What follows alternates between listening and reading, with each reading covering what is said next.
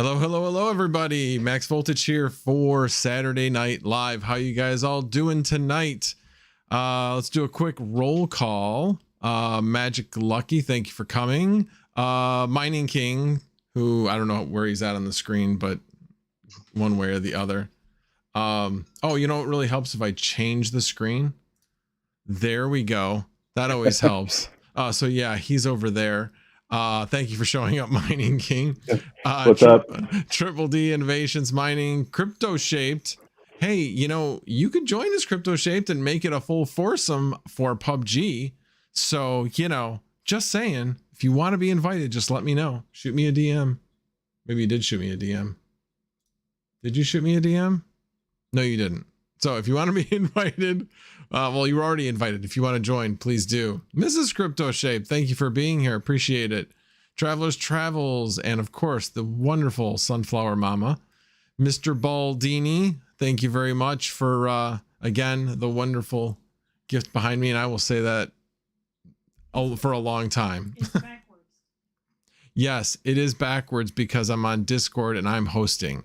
And that's what happens with Discord, unfortunately. So yeah, that's the one annoying thing. Doesn't really matter when, you know, when there's not words in the background, but when there's words in the background, it does matter.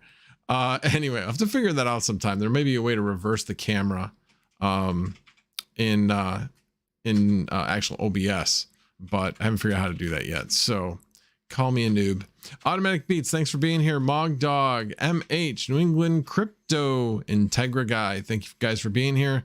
Integra Guy, thank you for being a member, appreciate it. Kyle Rogers, CZ Bastard, Bacon, Eggs and Hash, thank you. And thank you for the comment you made. I don't remember what it was, but I remember it was a memorable comment that you made on one of my videos this week. Appreciate it. Pocket Change, thank you. Yeah. Taking over.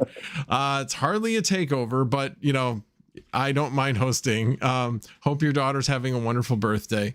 It is Pocket Change and Chump Change's daughter's birthday, so that is why they are not here, and it is Teaspoon's birthday tomorrow. So in celebration, his wife and he went to a drive-in from what I understand, so an out dinner, so that is why they are not here tonight. Chump Change, thank you guys for tuning in. I appreciate it. Pro Rival, thank you for being here. And I think that covers everybody that is here so far. So at any rate, so yes, I have, as I mentioned before, I have Mining King with me, and I also have TPS Miner with me as well. Not to be confused with Teaspoon Miner. Happens all the time. I thought maybe people would just not notice the difference. You got a Teaspoon TPS. I can tell because you have the goatee, he has the full beard. Otherwise, exactly spitting image of one another. So how you doing, Mining King? I'm doing good. And yourself? I'm doing good. I like definitely like the set you have behind you. Oh, thanks. That's just some boxes I've been building up in a Tetris form. Yeah. My wife. I love the light. The King is beautiful. That's awesome. Yeah, that is really good. Yeah. So when I started taking YouTube a little more serious, my wife got that for me. I can't remember where she got it. It was Amazon or Etsy or something like that. Yeah, I know that cool. My wife got me the sign, or talked to Baldini about the sign when she saw Red Fox's neon sign. And she's like, yeah, your logo would not do well with neon. So she tried to find the next best thing, which was that. And I think that's pretty cool. So, but anyway, but yeah, that's really cool. That is really, really cool. So I need to talk to my wife about something. I've got. Well, we are lucky the fact that our wives have taken an interest, but not all wives do. And that's okay too. We all have our things. So yeah, but as long as they put up with us as far as our pastime, we'll call it a pastime as opposed to an addiction.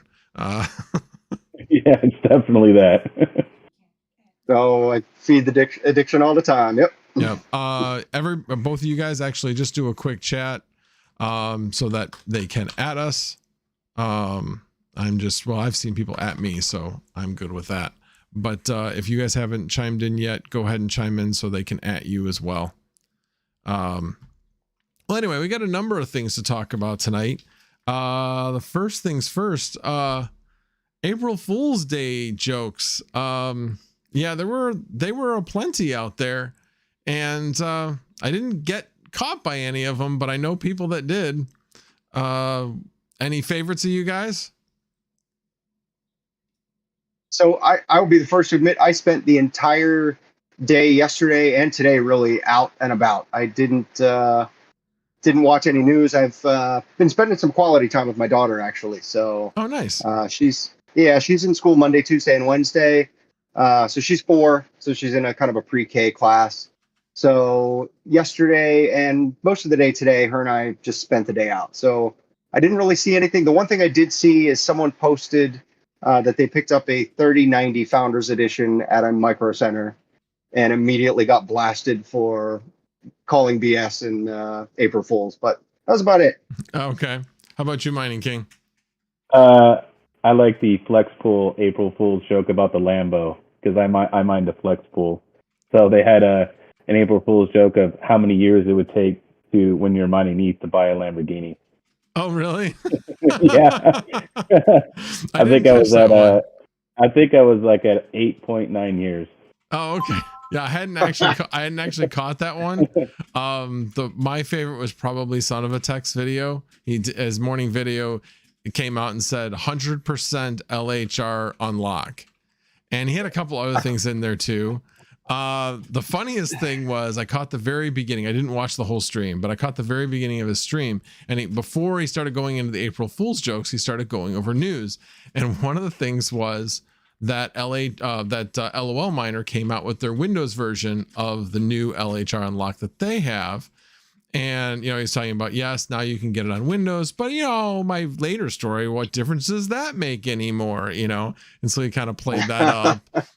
But he did a good job of really kind of deadpanning it. And then I had to get into work. So unfortunately, I didn't really get to catch the point at which he led on that, guys, this is an April Fool's joke, or if he ever did, actually, for that matter. But the headline of it being 100% LHR unlock, I'm like, kudos to you, Son of a Tech. Kudos to you. That was good. And sure enough, I mean, there's comments down there like, oh man, darn it, you got me. I was like searching until I realized, duh, it's an April Fool's joke. Those are the best. Those are the ones that are just believable enough that you're going to get enough people to be bought by that, that they're going to buy what you're selling, basically. And there were a few others. There was a Vitalik one out there, basically, saying kudos. It was kind of odd. I didn't really read the whole thing, but it was like kudos to Bitcoin maximalists, and it was kind of weird. Yeah, his sense of humor is very unique, and it's very difficult to tell if he's joking or serious. The problem is that there's too much truth in what he was saying, where it's like, okay, I know you're joking, but what you're saying is true. Like he was talking about the fact that, hey, Ethereum's too complex, and all these things. Anyway, it was definitely odd what I caught of it. So, are either one of you guys pranksters? Do you typically play April Fool's jokes on people, or are you not so much? I have done it occasionally. I actually wrote a rideshare article for a rideshare website about 5 years ago, and basically it's a website called the Rideshare. I'm going to totally dox myself, but that's all right. It was for the rideshare guy, and basically it was starting up a rideshare service called Gitaride, GITARYDE. And it starts out like this website was for drivers. So we started out saying things like, yes, not only are you going to get paid for your passenger, being in the car, you're also going to get paid for going to get your passenger. So something like really small, like reel them in. And then it just got bizarre from there.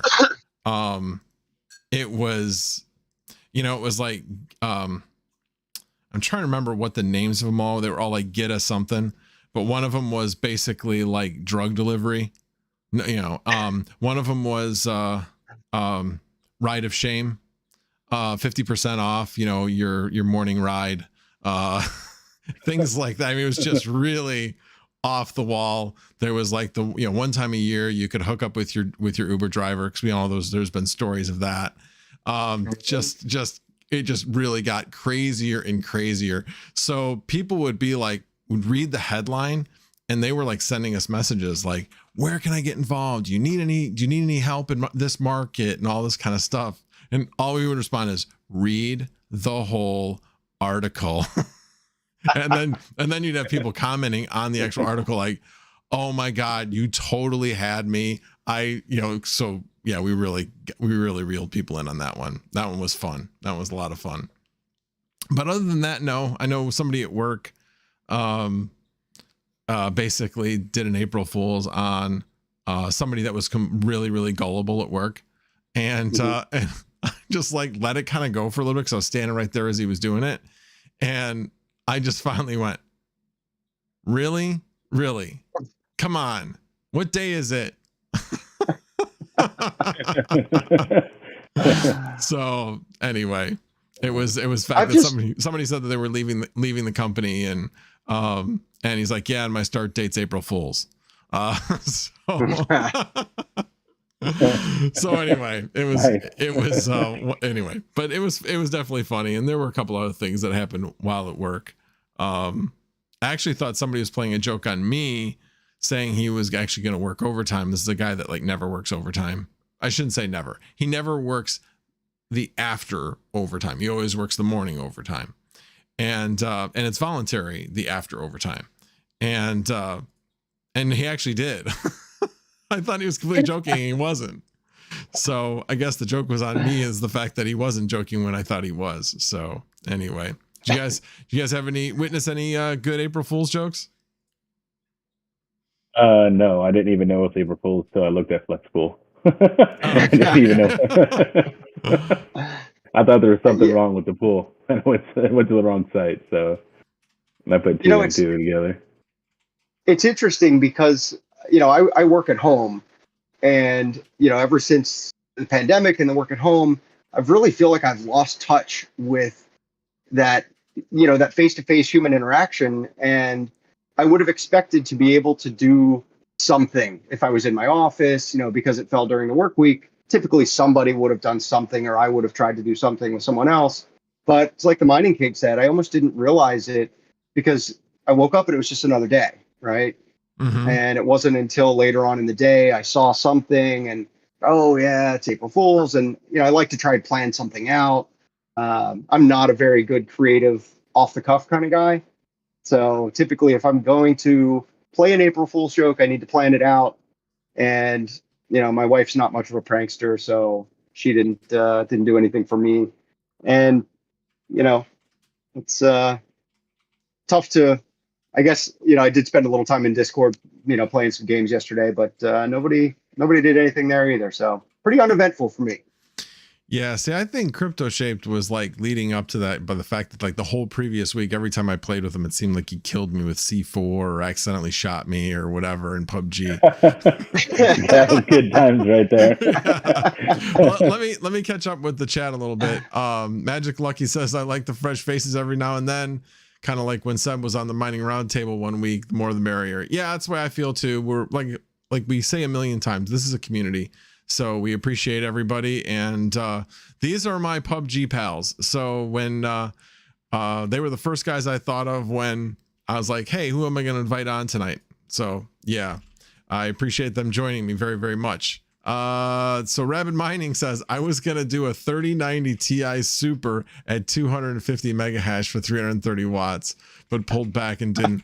Why didn't you? That would have been hilarious. Now 250 mega hash would have been a little extreme. If you had gone to match like the mining only like the 170 mega hash, oh my God, you would have totally had people that have been like, yeah, that's just like that mining card.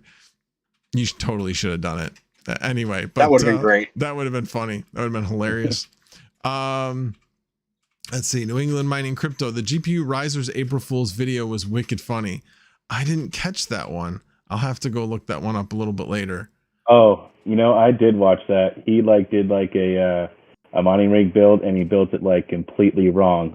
He drilled a hole in the motherboard and zip tied it upside down on a wire rack, and then he took a box fan and cut the grill off of it. And it was funny. The GPU was about to fall inside of the fan. It was hilarious. Geez. It was a good video. All right, I'll definitely have to catch up on that one. That's funny. Oh, that's great. Let's see here. Crypto Dave says, "Oh, I hate it when it does that. It always jumps on me." Ever added a card to a rig and none of the cards show up? The rig shows online, just none of the cards show up. I'm trying to remember if that's what happened. If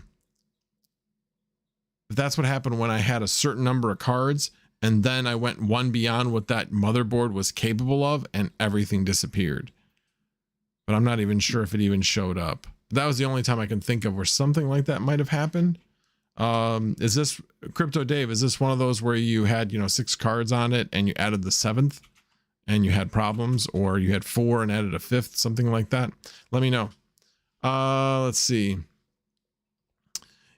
Yeah, my wife says I don't have a poker face. I can if I really work at it, but no, not naturally, which is why the only way I'm going to play poker is virtually. That's for sure.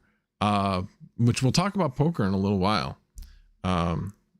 Anyway, because next weekend we got the poker tournament coming up, but we'll go into more detail on that in a little bit. Let's see who else has commented.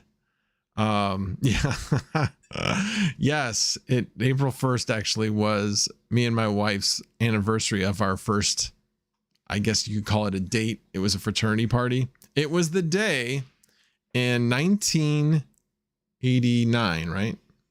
89, right? Yeah, 89. 1989. I was only 3 then. Okay. 1989 when Michigan beat Illinois in the Final Four. That was the day Michigan beat Illinois. Should never have lost that game. The Flying Illini. We both went to University of Illinois. So anyway. Shadow Merge. I haven't looked at it, Pearl Rival. I've been a little busy this week. I've had overtime all week and 4 hours of sleep a night and playing PUBG. Need some time to unwind with these crazy days at work. Let's see.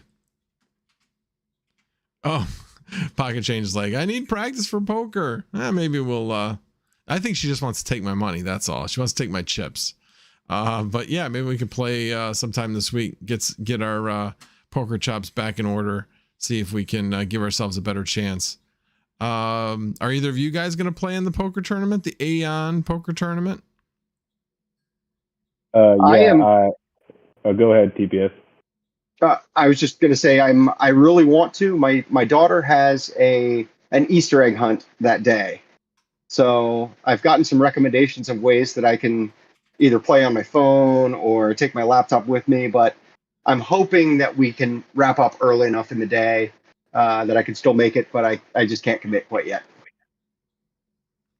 How about you, Yeah, I'm entered to play. All right, cool.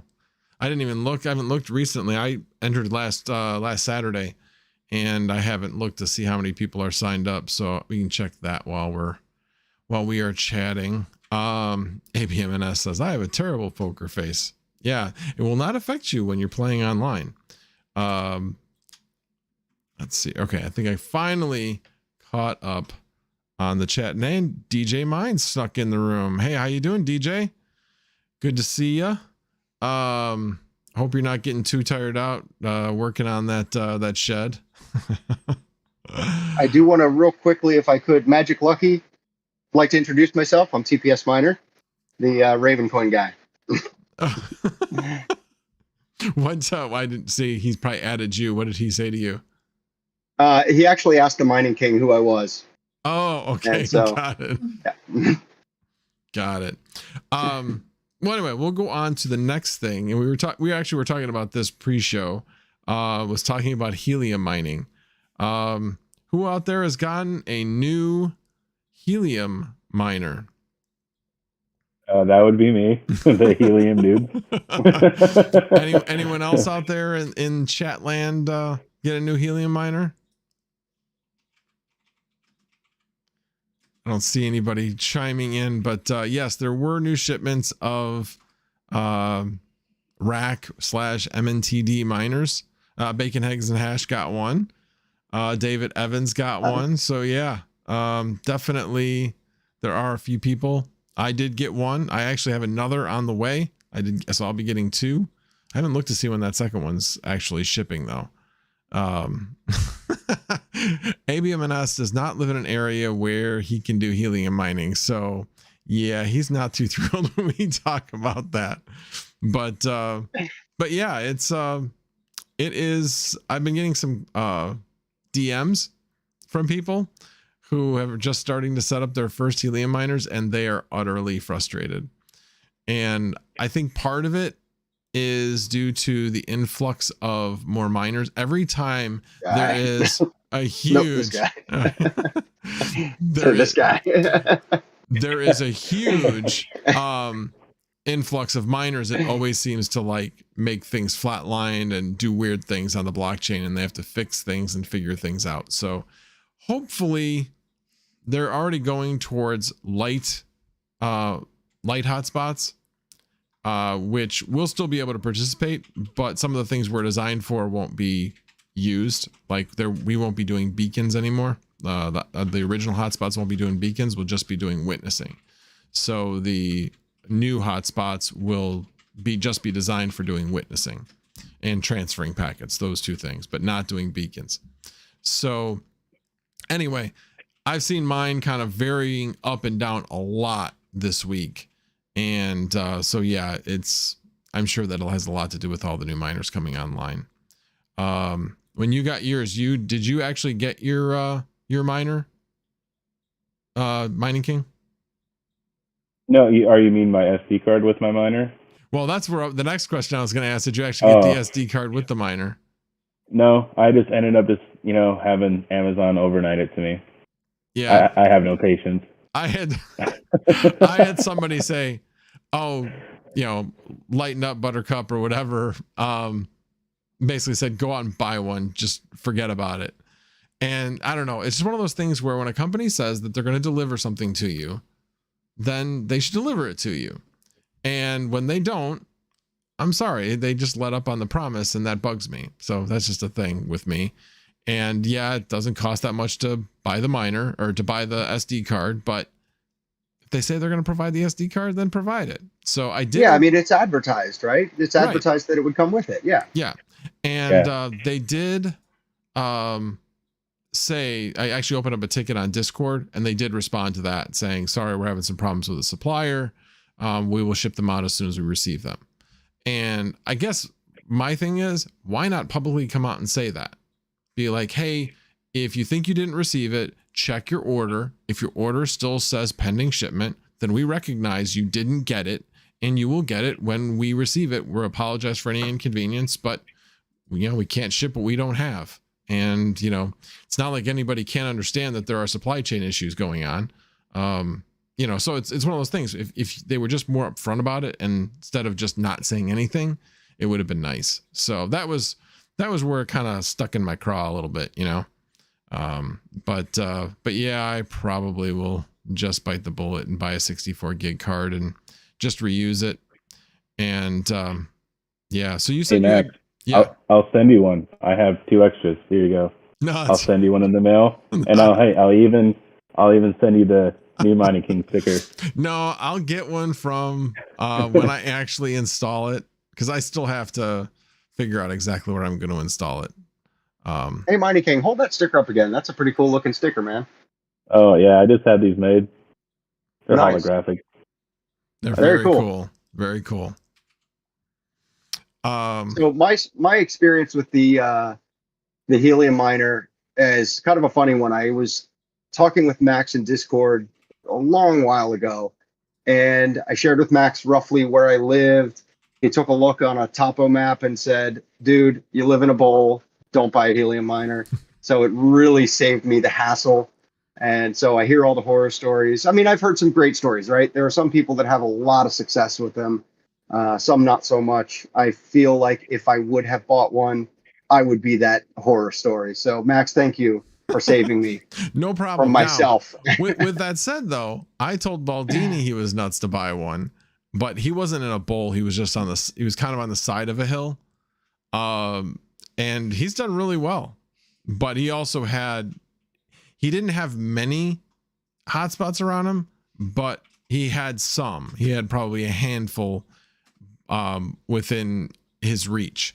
And then the good thing was he stuck his antenna on his chimney. So he got height that way and it being outside. So he did things I didn't do. But so I'm not always right when it comes to these things. And for him, I thought, no, his miner is actually doing better than mine right now as far as profitability. So, but yeah, I will say, like, let's just say there's another person in the community, same story. He says, hey, what's going on with my miner? I'm not getting anything. And I looked and I'm like, okay, your closest one's, a couple miles away. You should be able to reach that. And then I looked at the topo map and I'm like, dude, do you not know where you live? You live in a hole. Not a bowl. Yeah. You live in a hole. So I think there are two that have popped up on the map in my general vicinity. And because you're able to look and see at the performance of those around you, I took a look and they are making nothing. So okay. I honestly don't think it would work for me at all. So yeah, that is a key. I always look at the ones that are around to see how they're doing, just to see. And yeah, if they're not doing well, yes, adding yours will help everybody, but only marginally until there's enough of them. But with all things, if you have a good position, you're going to have a point which you don't make a lot, you make a good amount, and then you don't make a lot again. Because as the number grows, your area will move into the optimized number and then gradually move towards the oversaturated number. I mean, right now there's under 1 million, but they said that there's like 3 million on back order. So yeah. Oh wow. 3 million. Yeah, 3 million on back order. I just read an article about that actually today, that they were 3 million. So 3 million. Wow. Yeah. Crypto Duck says you got one and you're not mad, just disappointed. Yeah, that was how I started that video about the actual SD card missing. I'm not mad, but I'm just disappointed as far as MNTD Miner. I did like a short-lived video on that earlier this week. So Tane says mine is on the way. Your SD card or your actual Helium miner? I think he's getting an MNTD Helium miner on the way. Oh, okay. Got it.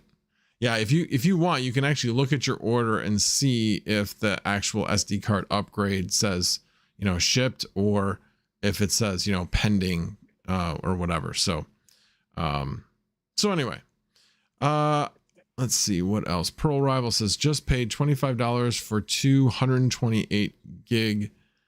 As fast as the Helium blockchain is growing, it might be worth the early upgrade. They didn't offer any reimbursement for a smaller card.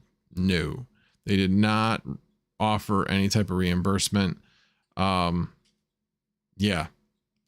thought of that, and that would have been a convenient thing for them to do. But I think from a administration standpoint, I think that might have been harder than just shipping out the SD cards they already have on order. So I think that's part of it. ABMNS actually asks a good question. On a serious note, what kind of purpose H&T is trying to achieve, apart from participating in Raspberry Pi shortage? Yeah, it's really, really hard to get a Raspberry Pi right now. That is for sure.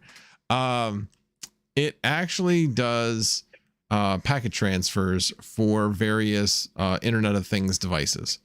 So, for example, Lime, I believe, is a scooter company, and it helps identify where the Lime scooters are. So it basically uses the network of Helium hotspots to help it identify where it is and identify to somebody who is subscribing to the Lime service, where they can walk out their door and look at their phone and see where the closest Lime scooter is. So that's just one example. But And do basically, they just have a device on the scooter itself that transmits position? correct. Well, it transmits Interesting. to the network, and then I believe the network transmits based on its signal, transmits back to it where it can understand where it is, type of thing. Okay. And it transmits back. I shouldn't say it transmits back to the device. It transmits back to the network, is my understanding. So anyway, but there are a number of subscribers to the Helium network. It's like its own little data network. So it's kind of a cool little thing. And you know, there's certainly coins out there that serve a function. Like Ethereum serves a function. You know, it does smart contracts. But there are plenty of coins out there that don't serve necessarily a specific function. And I always kind of wonder about that. I like function coins, you know, ones that serve a greater purpose than just being the latest, greatest currency, you know? So anyway, so that's one of the reasons why I do like Helium. And I think it will go places as the network continues to grow. I see in chat, Rapid Mining just made a comment that I thought was kind of funny and maybe kind of true, right? Eventually, Bell, Rogers, AT&T will buy out Helium and own more networks. You know, it's an interesting thought. Yep. Right? These large terrestrial networks are probably taking notice of the growth of the demand, and wouldn't be surprising to see some of these larger terrestrial networks try and move in and make a move and, you know, maybe try and buy the network. Well, interesting you mentioned that, because there was a press release about Helium, and the company that started Helium is now changing its name to Nova Labs. And I guess they got a new $200 million influx of money. So yeah, they're more of a corporation. They're using that money to develop new services that will ride on top of the Helium network. So it should be interesting. I mean, just like with any other, you know, startup company, they always get, you know, VC money, and to the point where eventually it becomes more attractive and they get bought out, or they go public, one of the two, all depending on what the VCs actually, a lot of times will have a lot to do with that. So yeah, we shall see. I figured it out. One Riser X1 adapter was up a little bit. Once pushed down, it all worked in. Okay, cool. Glad you got to figure it out, Crypto Dave. Let's see if there are any other. Yeah, you can do everything you said with an Arduino board and a cheap GPS module. Nah, he's not wrong. I wish that you could actually build your own miners, your own Helium hotspots, where, you know, you could use an Arduino instead of a Raspberry Pi and just build it yourself. But yeah, be able to make use of my daughter's Arduino when she graduates from college. Anyway, yeah, she's coming up soon, huh? Yeah, it is in May. She's slacking. She's not joining tonight. A lot of times she'll be in chat, but anyway, she's coming. I mean, she's only got like a little over a month left of school, so yeah, she's hitting the books hard, making sure that finishes strong. MNTD sounds like a new type of Mountain Dew. Yeah, I guess you could say that. That's funny. Mount D. Yeah, there you go.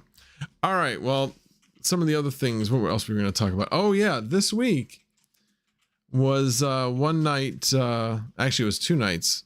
Taines and I actually helped Baldini get his Fluxnode online. And actually, I shouldn't say that. It wasn't just that. Also, Matt Electron. Like, why am I drawing a blank? Matt Electron also helped him get it up and running that first night.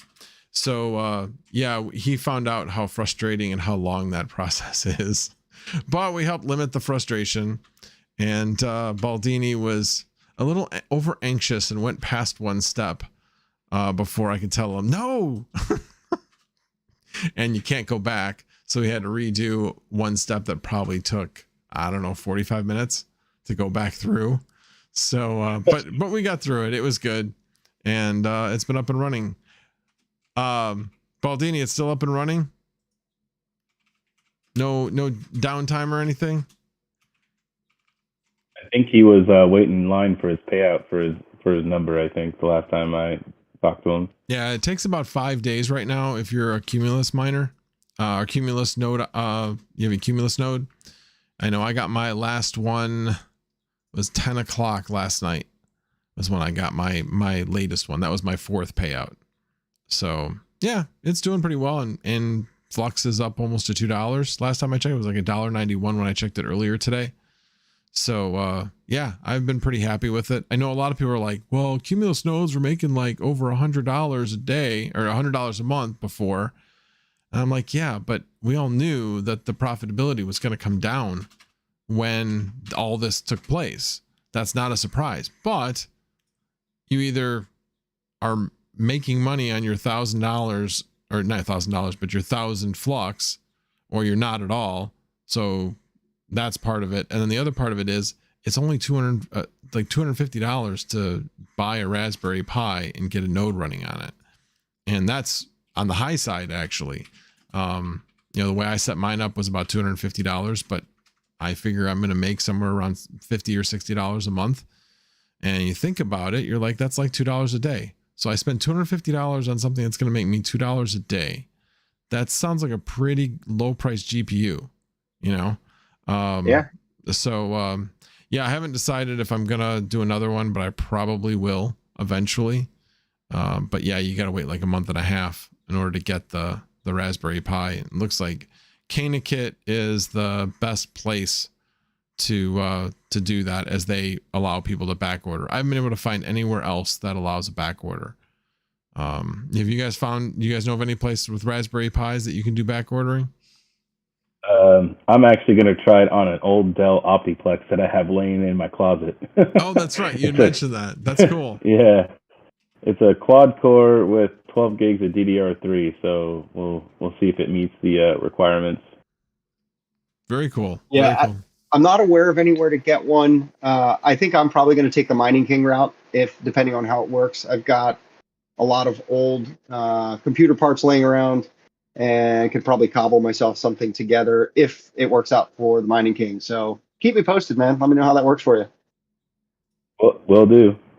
Yeah, with the Raspberry Pi, it's interesting because I am just under where I would need to be in order to qualify for a Nimbus node, which is the next one up. So the Raspberry Pi itself is pretty much overkill for being a node. You can use something a lot less powerful. It's just a matter of you have to, hang on a second.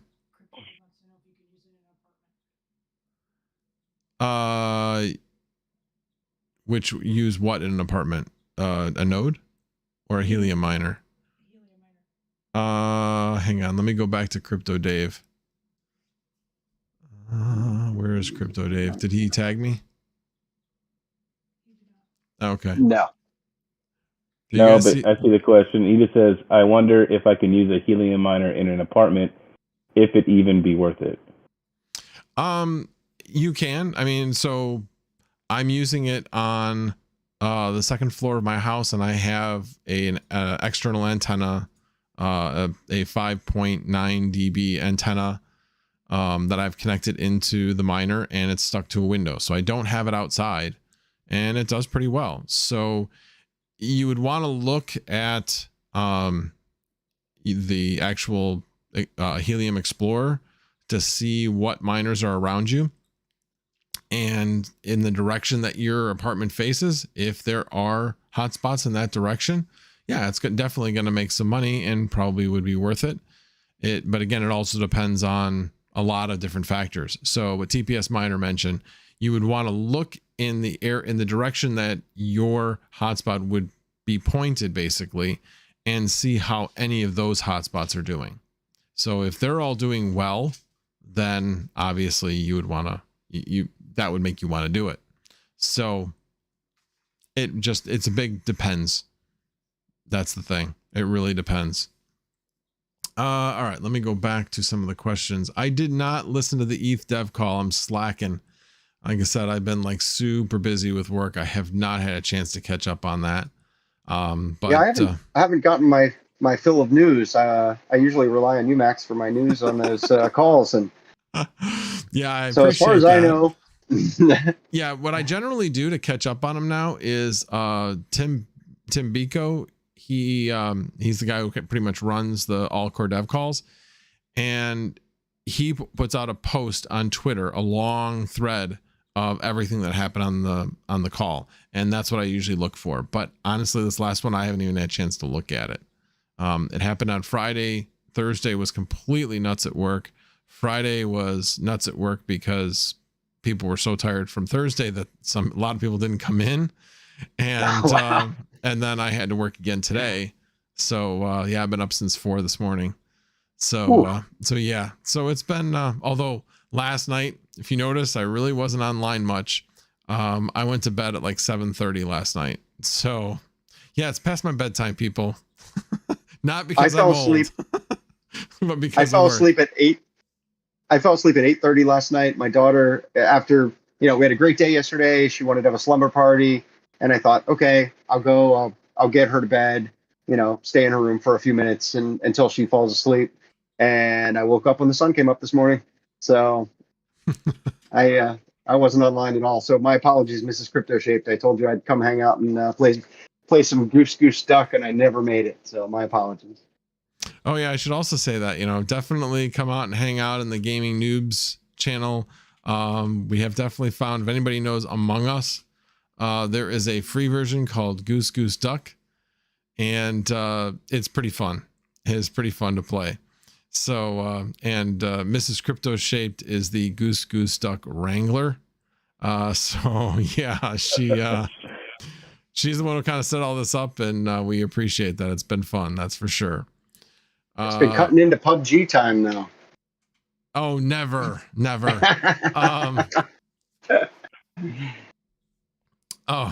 ABMNS says, so basically H&T is an undercover 5G network. Those conspiracy people got it all wrong.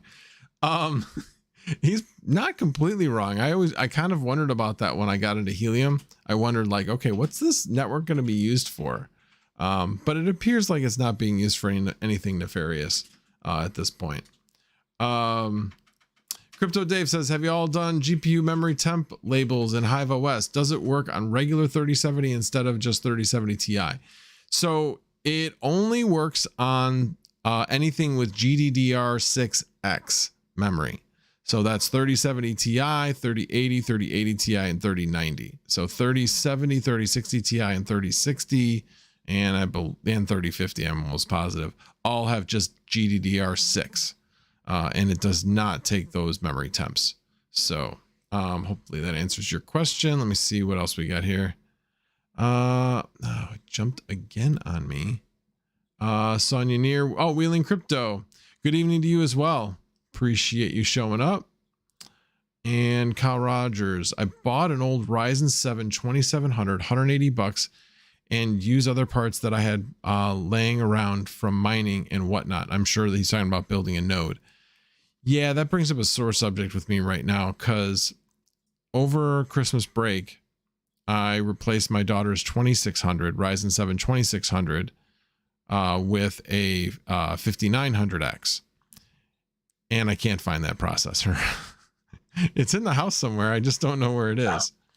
So anyway. How do you use a CPU, Max? It is kind of small, so it is possible. I don't know, like, where that could it be? Anyway, we'll find it. Let's see here. Mining Booms. How's the uplink utilization on the node?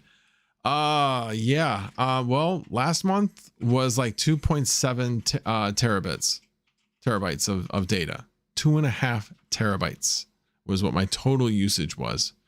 Now I'm normally around 700. 700 gigabytes. So not all of that is the mining, or not all of it's the node, but yeah, I figure it's pretty accurate, about 2.5 terabytes of data a month. So yeah, I've stressed to people, if you're going to do a node from home, you have to have unlimited data.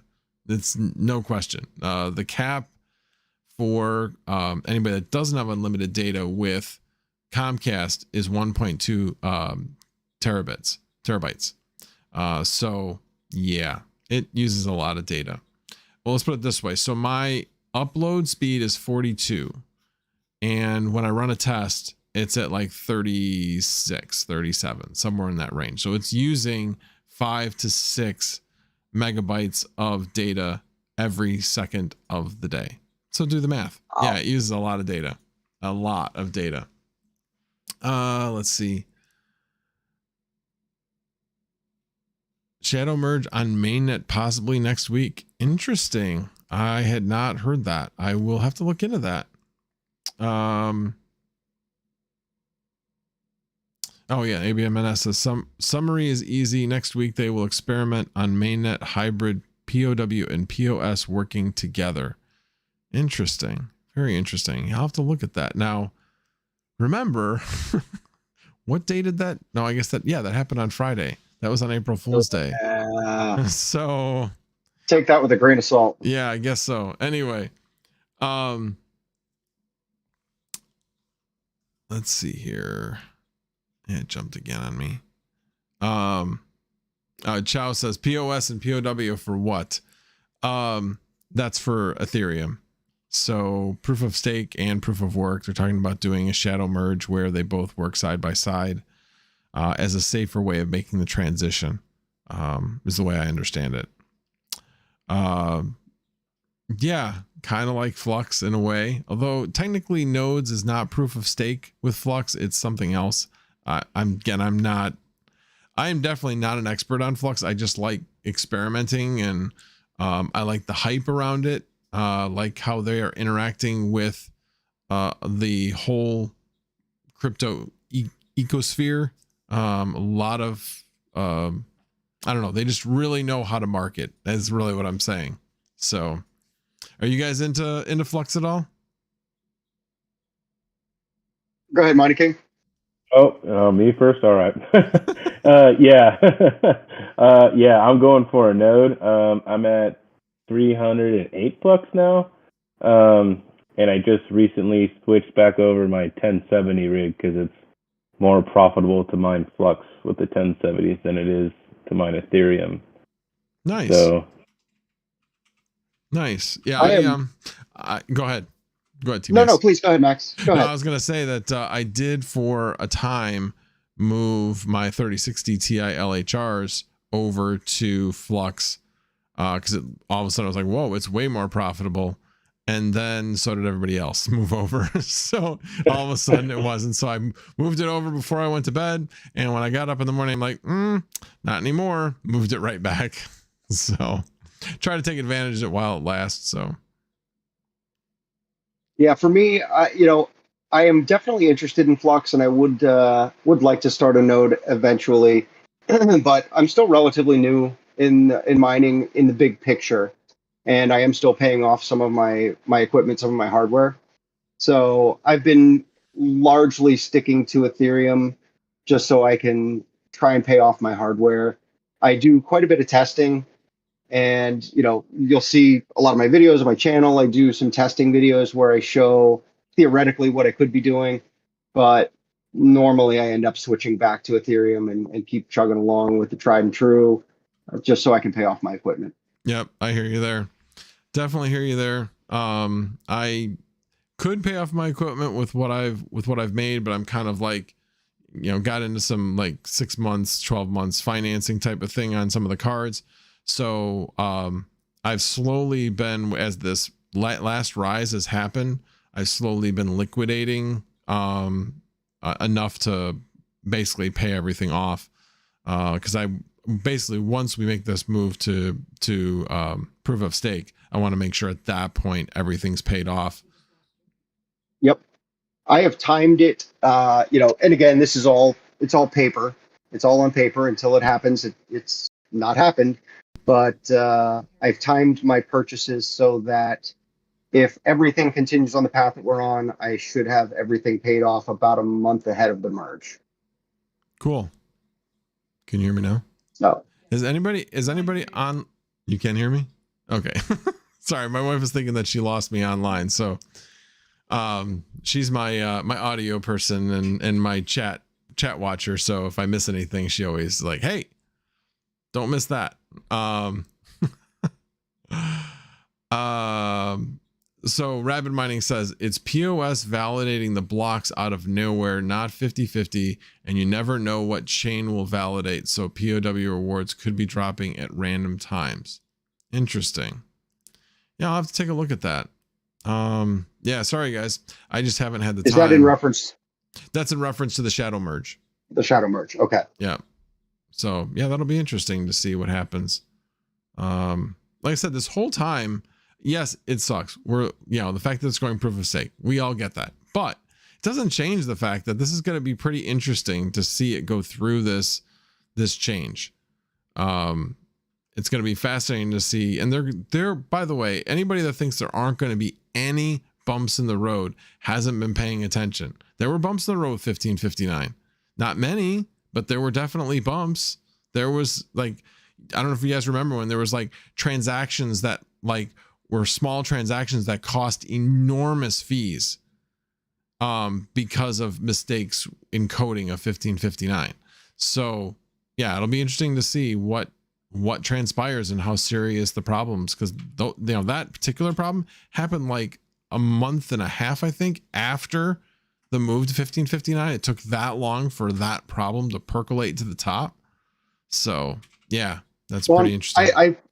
I always think back to the I can't remember if it was a tweet or an article that you had referenced in one of your videos about one of the developers talking about the complexities and how difficult this is. This is not easy, and I think they're, you know, everyone's putting on a happy face. They're moving forward, but at the end of the day, this is a very complicated thing that they're trying to do, and if it doesn't go well, it could be very, very, very bad for the Ethereum network. So, yep, absolutely.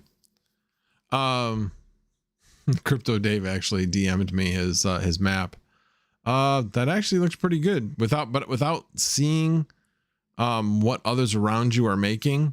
I couldn't say for sure, but that looks like a pretty decent map. So look at what other guys are making around you, and I would say make a decision based upon that. Also understand where your elevation is. So anyway, I just wanted to give Crypto Dave a quick answer on that. So Rabbit Mining also said bomb due in June and July blocks will hit 17 seconds. So may extend another 3 months. So already saying at least July for bugs. Yeah. Like I said, my guess at this point was, has been for a little while. I've been saying like end of July, beginning of August, similar to 1559. So that's my guess. And honestly, they're all guesses. We don't know. Even the developers don't know what they don't know. They're going to find things out through testing and figure it out from there. So we shall see. Let's see. What else are we going to talk about? Oh, definitely want to talk about this. Hey, TPS, what'd you get today? Well, Max, funny you should ask. So remember I said I should have everything paid off a month before the merge? Well, may extend that a little bit. So I picked up, so this is an Asus 3060. So if you recall, Asus came out recently and said that they were going to lower their prices on their graphics cards because the tariffs were cut. So there was a 25% tariff that was introduced years ago. I don't know exactly how long ago, and it affected GPUs being imported from China. And Asus was the first that stepped up and said, we're going to cut that tariff. We're going to cut our cards by 25%. So I picked this 3060 up at Micro Center today for $409. Yeah, and so I picked that up about a month and a half ago for like $489. So yeah. So it's the price cuts that you've been hearing about. I've seen a lot of videos, a lot of people have been talking about it, and I was a little I was very reserved in whether or not I thought it was actually going to happen when Asus came out and said, yeah, we're going to cut our prices, and they did. It started yesterday. And again, they had mentioned it was on April 1st, and I thought, great, here we go, April Fool's joke, right? Right. That's what I would have thought. And yep. And I woke up this morning, I saw it online, I was able to reserve it and went and picked it up, and couldn't be happier. Pretty excited. Oh, wow. So it was even online now. So they're not just like you have to like go in there and catch them as you can now. Interesting. Well, you can reserve them. And what's interesting, Max, I also noticed that there doesn't appear to be a 1 card limit anymore on the NVIDIA cards. Interesting. So I didn't test the theory because I figured it was a push enough just to get the card. But, right. No, I hear you. I'm not buying any cards right now. Definitely not buying any cards. And if I could, Max, I'll explain why I did. Right. One, it was because of the discount, and I've been saying for quite some time I wasn't going to buy cards anymore. I was happy with my farm. I was happy with where I was at, and I said I would buy a card if it was for the right price. And there's a couple of things about the 3060. I know, Mining King, I know you're not a fan of LHR cards at all. We've talked about this at length. Yeah. And I'm good I don't blame LHR.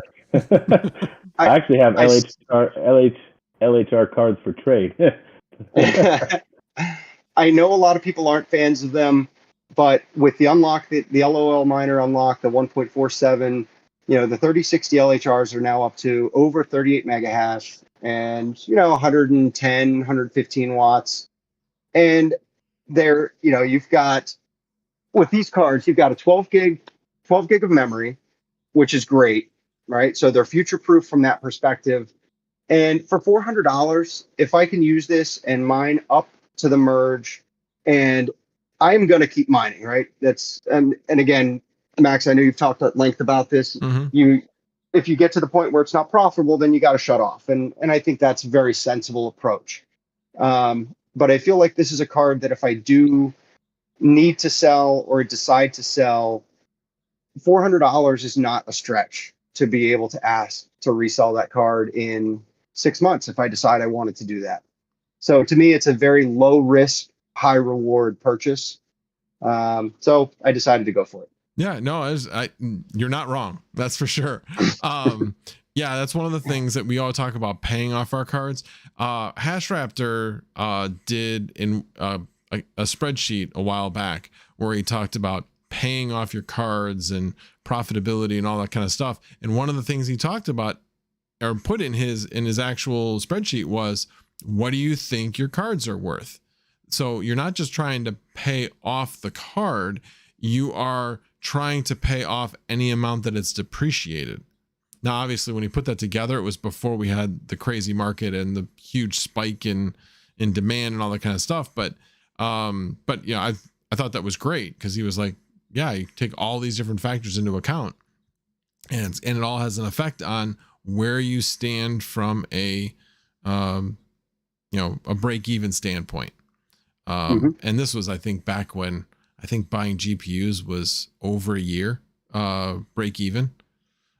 So yeah, and a lot of people that are getting into this and they might have higher power rates, and they're like, oh man, the break even point on my graphics card is going to be like 18 months. I'm like, okay, name me another investment where the break even point is going to be less than 18 months and I'll invest in it.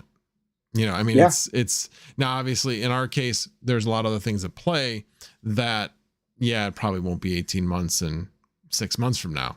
It's going to be a lot longer than that, but you really just never know. We don't know how everyone is going to react as there definitely will be a sale of GPUs, no question.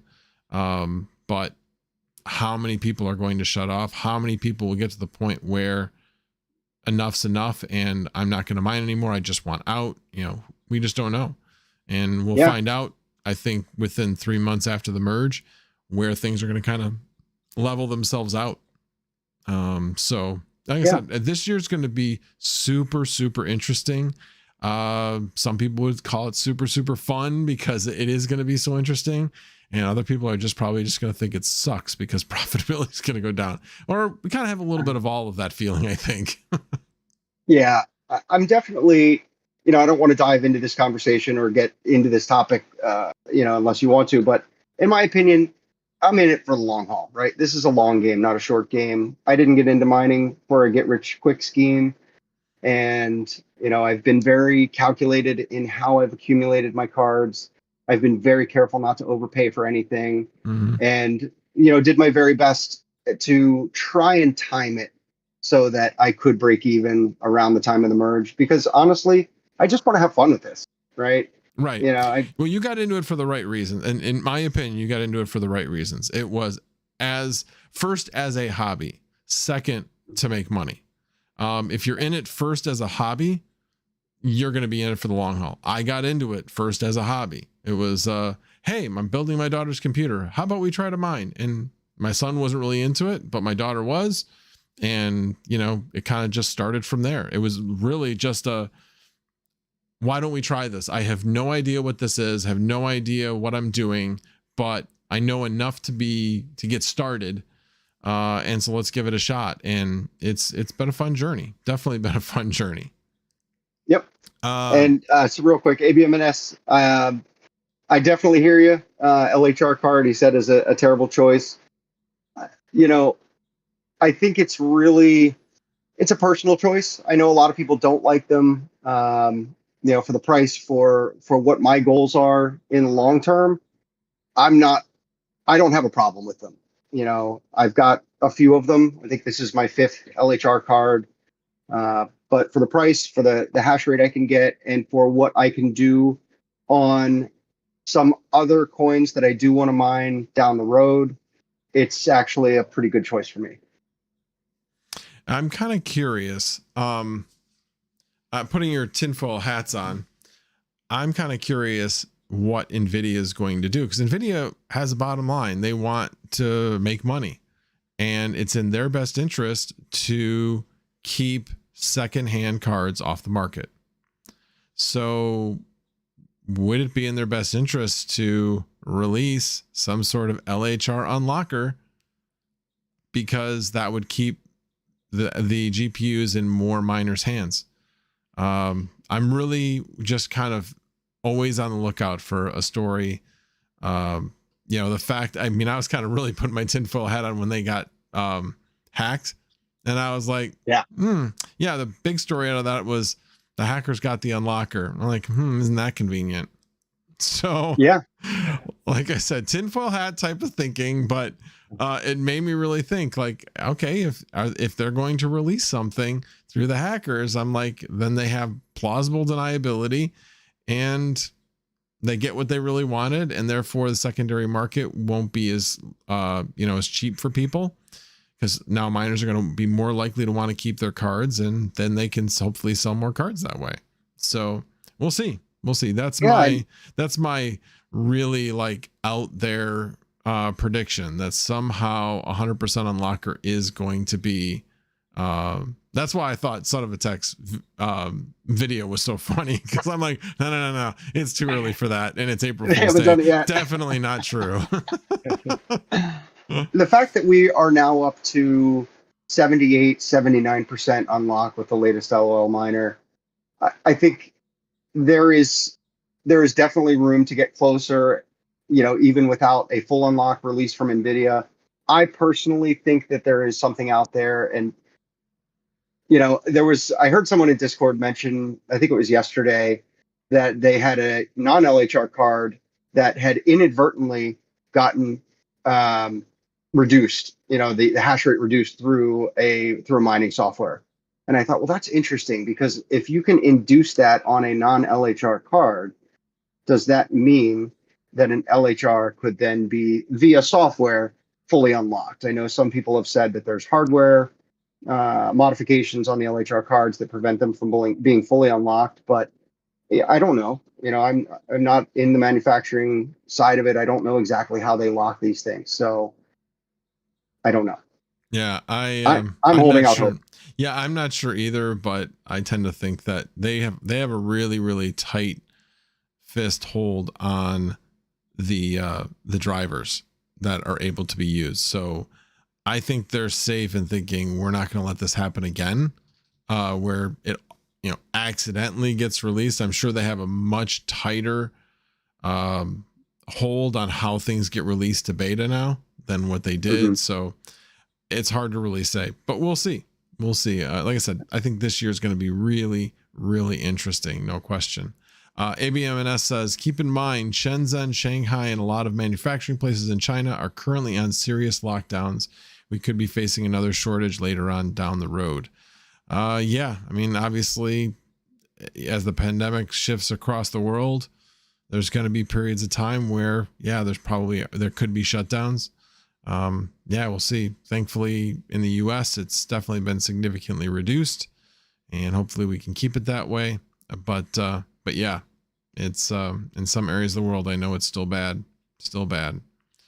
Well, the good thing is though is that Intel is building foundries, and they're going to be doing manufacturing here in Arizona where I live. So I'm really interested for the Intel Arc series to come out, because they're also going to be coming out with some ASICs for Bitcoin too, from what I read. So Yep. That's going to be really interesting as well. So yeah, and actually TSMC is actually building in Arizona as well, from what I understand. So yeah, it's going to be a hotbed. But again, those foundries take years. It's going to be many years. Like I think they said like 2026 through 2028, depending on which node is up. But yeah, they're trying to build advanced nodes, and it takes a long period of time to get those to a point where they need to be. A lot of optimization work that needs to get done. I'm not in that, so I don't know. But yeah, they basically said it's definitely like at least 5 years before they will be up. So, it is interesting. I know that the tariffs have been frustrating, but having Intel and TMC here, I think is a direct result of those tariffs. I think it was horrible the way that they were implemented, but there is something to be said for it. It takes years of tariffs being in place in order for them to have an effect. Those people that thought, oh, we'll put tariffs on and everybody will want to come build in the United States, it doesn't work that way. Everybody was waiting for them to do exactly what they did now, which was take the tariffs down. So yeah, but I will say I was actually in the electronic manufacturing services business when the tariffs went into place, and it was a nightmare, an absolute nightmare. We had to do like special reports where we passed on all of the tariff costs. So there was a lot of accounting that had to take place so that we could pass it on the invoices. And yeah, it was not fun. Yeah. It was not fun. And of course our customers didn't like it, but they understood it, but they still fought it. And yeah, it was so I'm sure that there are a number of people that I used to work with that are at least taking somewhat of a sigh of relief, because I believe some of the other things, not just like GPUs, but other electronics were also taken off. I think some of them still have, because I think there were like 2 levels of tariffs that went on electronic, more base parts and then more finished goods type things. So, but anyway. I'm sorry, Max. I laughed out loud, and to interrupt, ABMNS wrote, by the time these fabs will be online, aliens will have probably invaded the planet, and it literally just made me laugh out loud. So yeah, no worries. Yeah, that's probably true. That's why I said it's going to take quite a while, and you never know, because I mean, I'm trying to remember who's the Apple manufacturer of Apple products. I cannot think of the company's name, but what was it? ARM? No. They make their processors, but I'm talking about the ones that actually assemble their phones.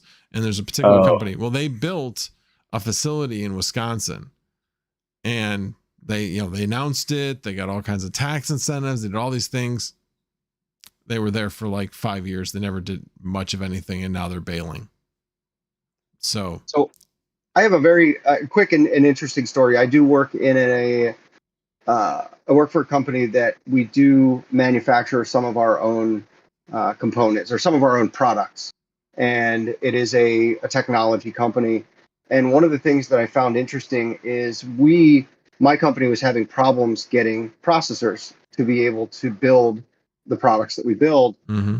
And what we found is there are some companies out there that have acquired processors and then now are selling them to other companies. So it's really interesting. You've got this secondhand market now that's developing because some companies have overbought. Some people, like my company in particular, did not account for the growth that we were going to have.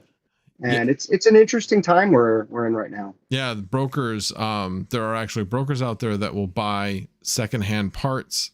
You have a project that's finished that you're just trying to get something out of the remainder of what you have. That people will buy those products and store them in the hopes that somebody's going to be looking for them down the road. And yeah, there's a bunch of companies, and those companies are making boatloads of money right now.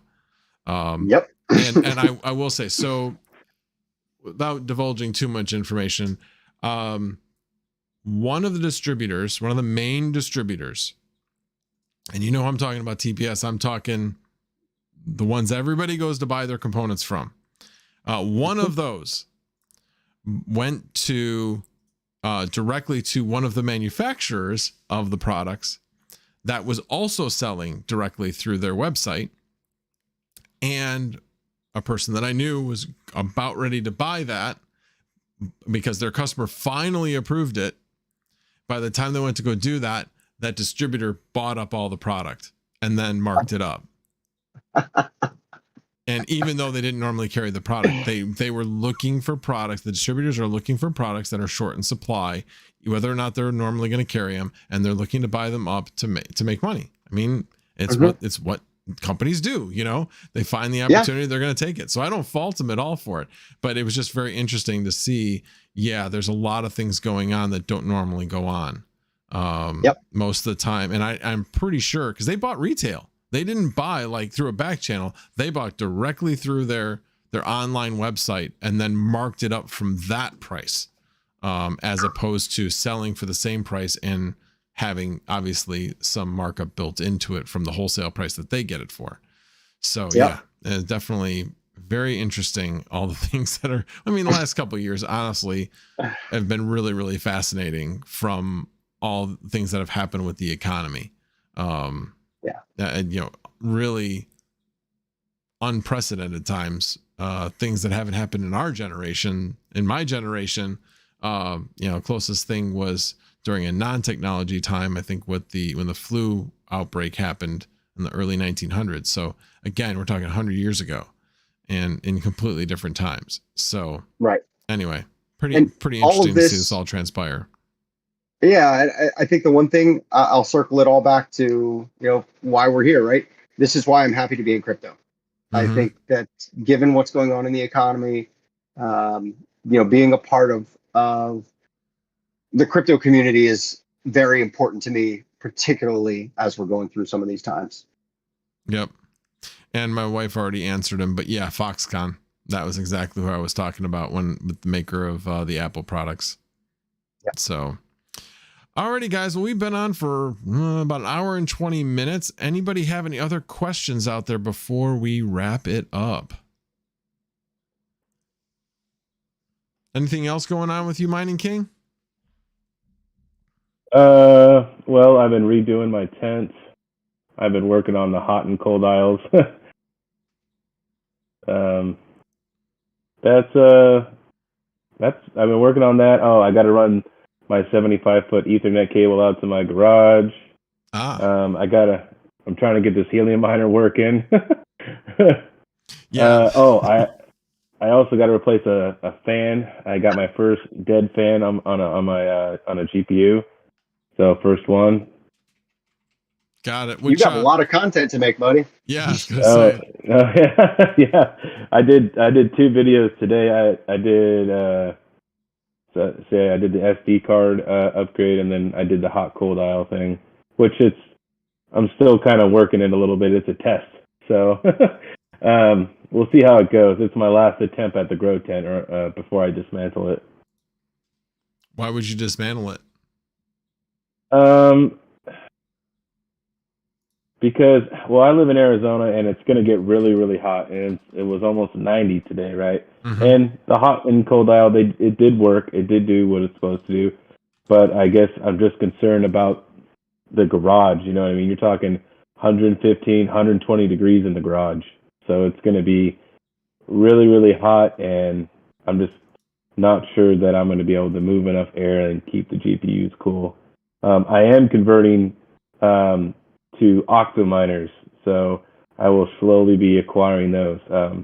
Pretty much all my gear's all paid off, and my goals for, to the merge, that's inevitably going to happen is I want a Fluxnode, I want a Furo node, I wanted a Helium miner, and those are kind of my goals I'm going to try to get before the merge happens.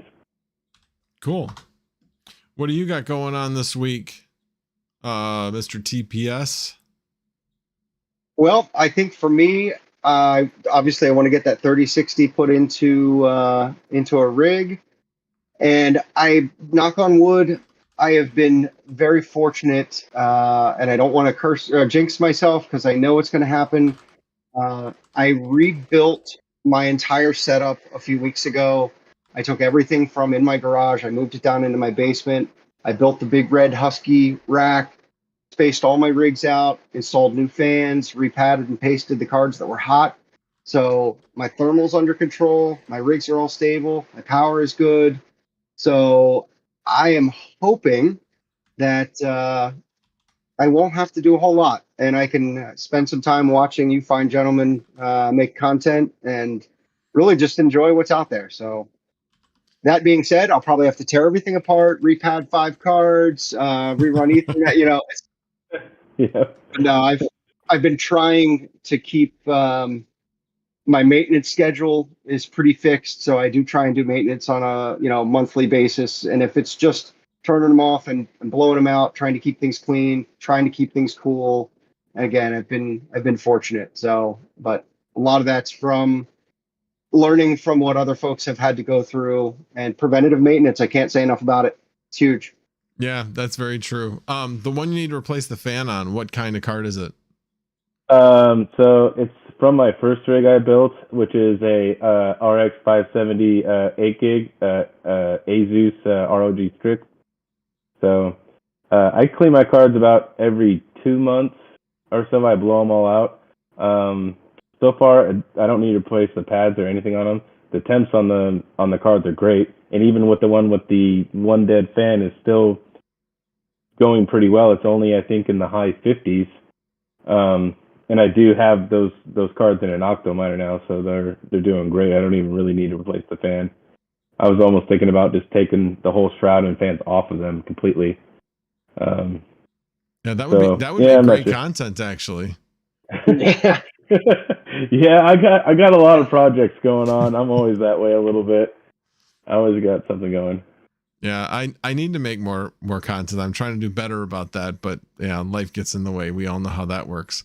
But yeah, I actually, the reason why I asked what kind of card is I do have a card that is not dead, but one of the fans is definitely not spinning as fast as the others anymore, and it has a very significant wobble.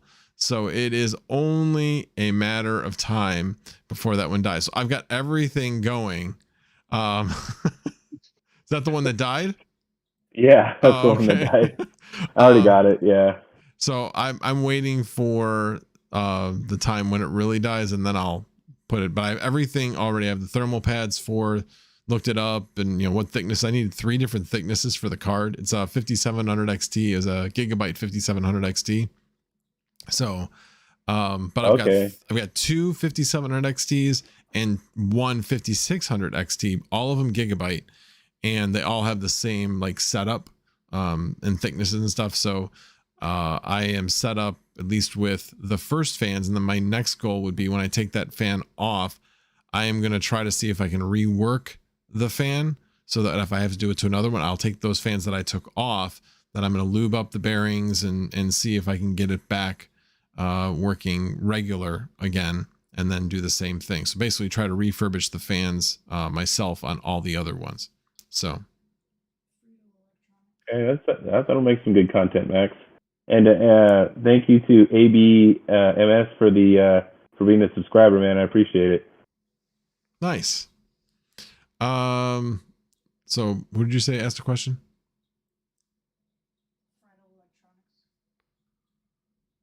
Oh, there we go. Have any of you ever run into an AMD GPU that would not accept any overclocks on Hive? About a U6600 XT that will just not overclock. Yeah, I haven't done a 6600 XT. Oh, I have not worked with those cards, so I can't really say. But yeah, I don't know. I wish I could help you, but I don't have any experience with those cards.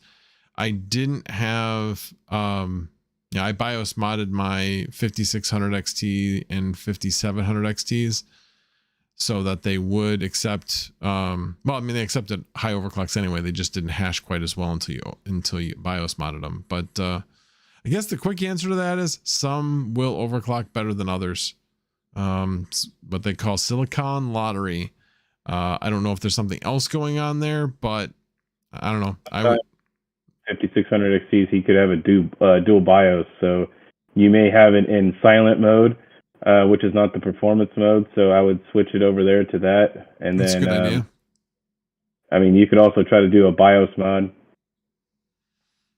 I think he was saying a 6600 XT. Yeah, 6600 XT. Yeah. Oh, 5600 XT? Yeah. So actually, when I was just redoing my tent, I actually had to, I moved the rig from one shelf to the other, like I just did a pivot of 2 feet, and I could not get the rig to post for like 3 hours.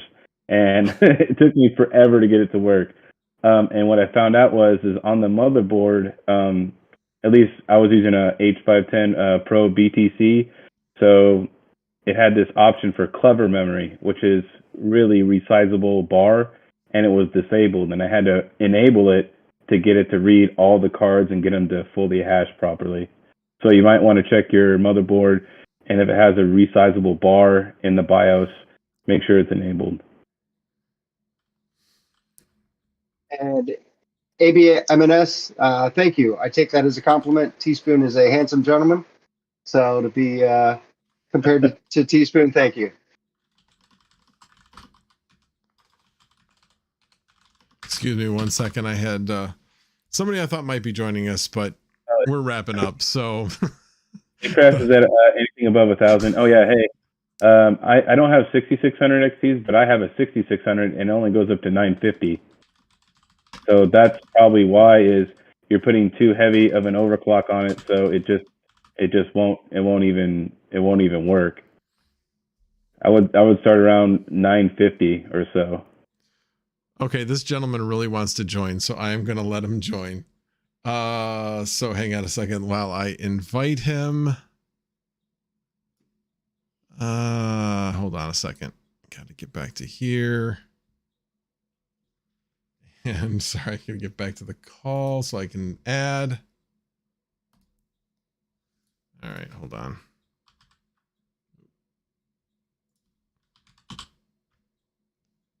I'm having a great time, so I'm in no rush.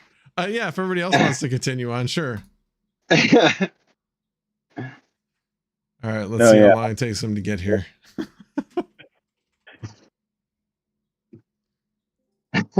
There he is. How's it going, Red? Test. Hello? Yeah, we can hear you. Loud and clear.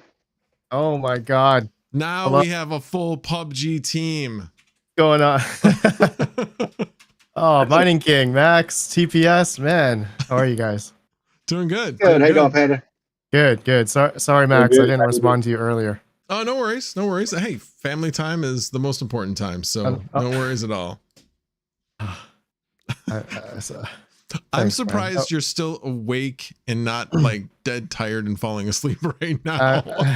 Right?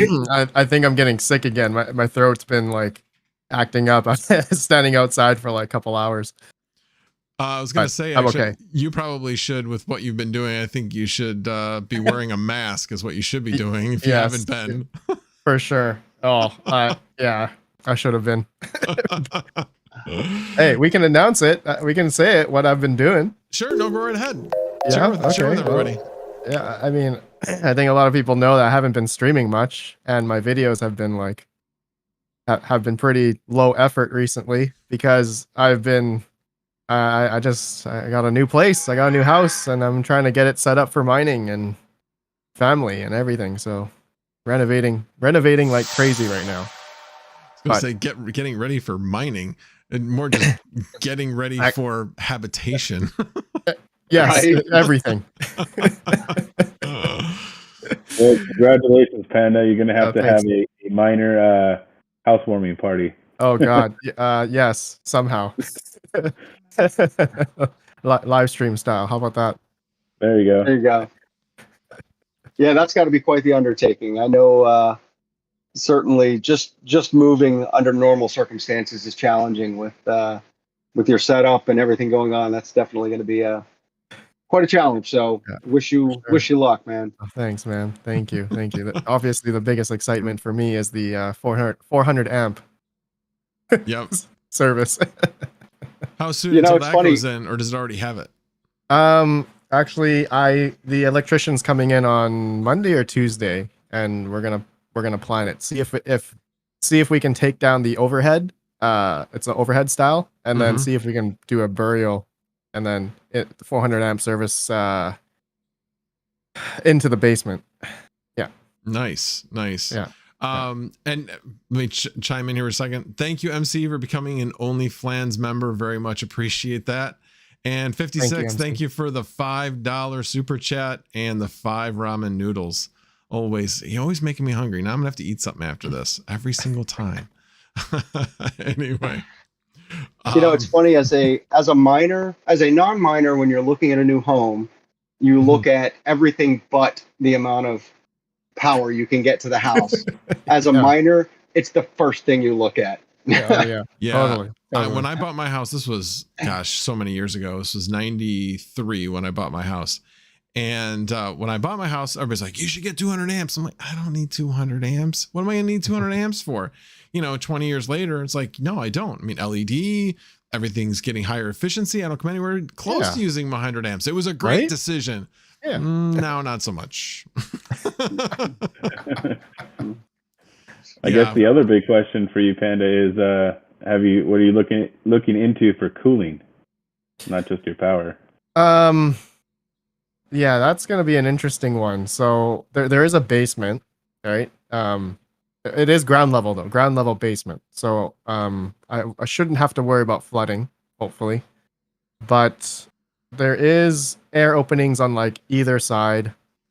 I'd have to say I don't know how big I'm gonna say almost 15 to 2,000 square feet of space that I can utilize.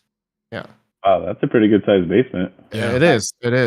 Yeah. But in terms of the electrical runs, I have absolutely no idea how I'm gonna be doing it. So that I'll be vlogging and get opinions from everybody. Yeah. Yeah, that'll definitely be interesting. I mean, obviously with that much space, you have a lot more air to heat up, but but with 400 amps of power, that's a lot of power to generate that much heat too. Yeah. So, and I probably won't be using 400 amp worth. I'm gonna say maybe 120, 150 at most. Okay. I don't want to go too crazy. Yeah. I say that now. Right. Well, you could always just build a shed in the backyard that can use the rest of the 400 amps. So Hash Raptor style or DJ Mine style. Yeah. That's right. That is another thing that could happen, but I would say down the road. I kind of running out of money, so yeah, I understand. As I've talked about before, right now I'm staying where I'm at right now at 2 gig of hash, and we'll see where the whole merge thing goes, and then let things kind of flush their way out, and then maybe might do a mining shed, get the heat out of the house. Heck yeah. Yeah, so that would be that would definitely be fun. I'm gonna stay right where I'm at too, Max. Yep. Those plans go out the window real quick when you see it.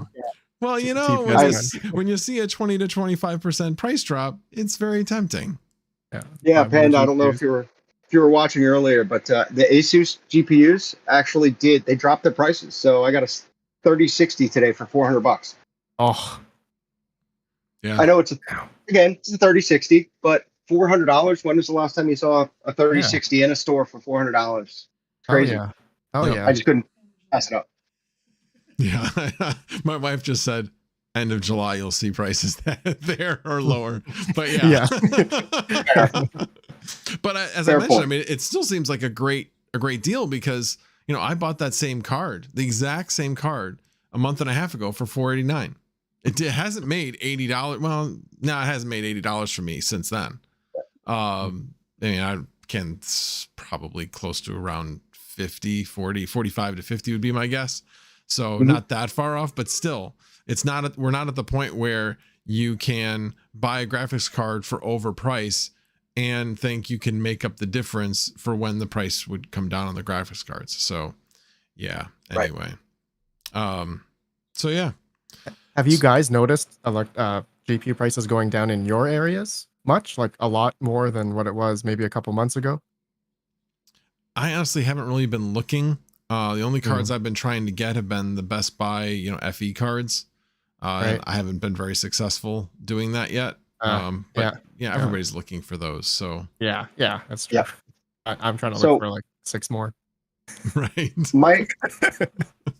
My experience has been that the local secondhand market, their prices aren't coming down. People are still asking, you know, over $300 for 580s, and you know, I'm seeing 1066 gigs still for $250.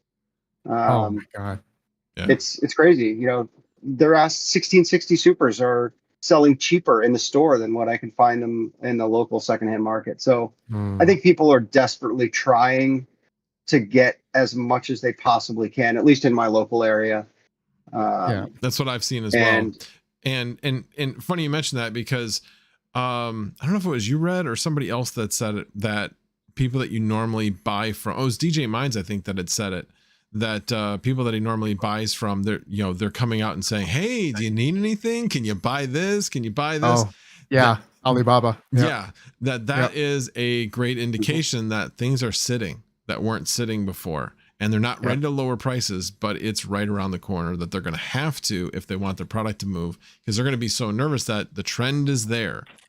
They can't afford to wait for the trend to go much longer. And there's going to be, I think within the next 2 to 4 weeks, there's going to be somewhat of a race to the bottom to say, oh gosh, the price is going down more. And then there's going to be like this panic sell of graphics cards. Again, it won't be huge, but I would say another $50, I would think, on graphics cards in general. It will go down on the secondhand market.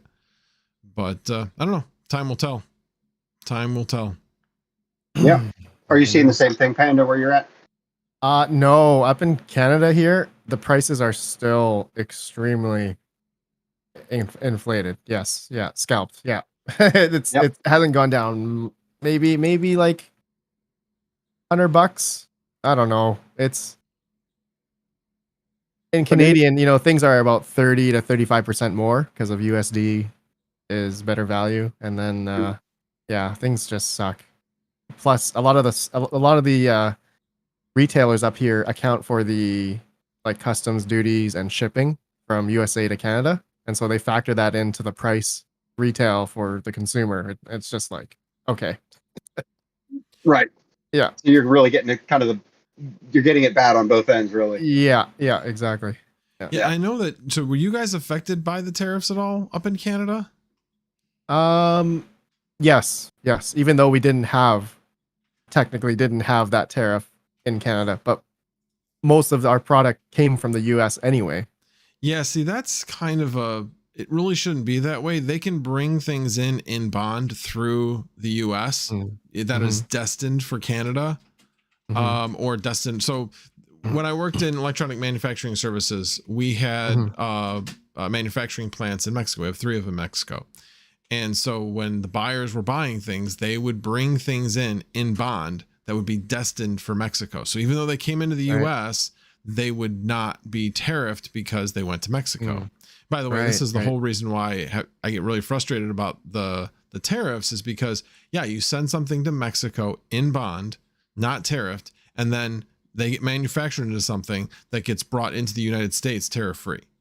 So it's basically a complete way around the tariff. So we drove, by doing the tariffs the way we did it and the way that China did it as well, everybody else benefited. Everybody else. The rest of Southeast Asia and Mexico benefited tremendously by this trade war between China and the US. And we lost out and they lost out. So hopefully it gets resolved. Or, hey, people just decide to start manufacturing in the US. But this is part of the reason why I had said before, I don't like the way it was implemented, because you shouldn't be able to do exactly what I just said. Basically skirt around the system. But finished products, you know, like GPUs going to Canada from China, yeah, they should not be tariffed going into Canada, even though they come through the US. So it sounds like some retailers may not have known how to work the system, unfortunately. Isn't TSMC building a silicon factory in, is it Texas or? I don't know if it's Texas or Arizona, but yeah, somewhere down there. And same with Intel. We actually talked about that earlier tonight. Oh, nice. So, you know, if you were here, no, I'm just kidding. I'm sorry. So yeah, we talked about that tonight. So we actually talked about the fact that, yeah, I mean, the tariffs may have actually helped to make that happen. But yeah, and then there were a number of other things that were at play as well. The U.S. government was also, I think, giving some incentives to help make that happen as well. But anyway, yeah. So any other news with you, Mr. Panda? I just opened up my little jazz miner today. Oh, did that you? Was fun. Nice. I think I broke it, but no.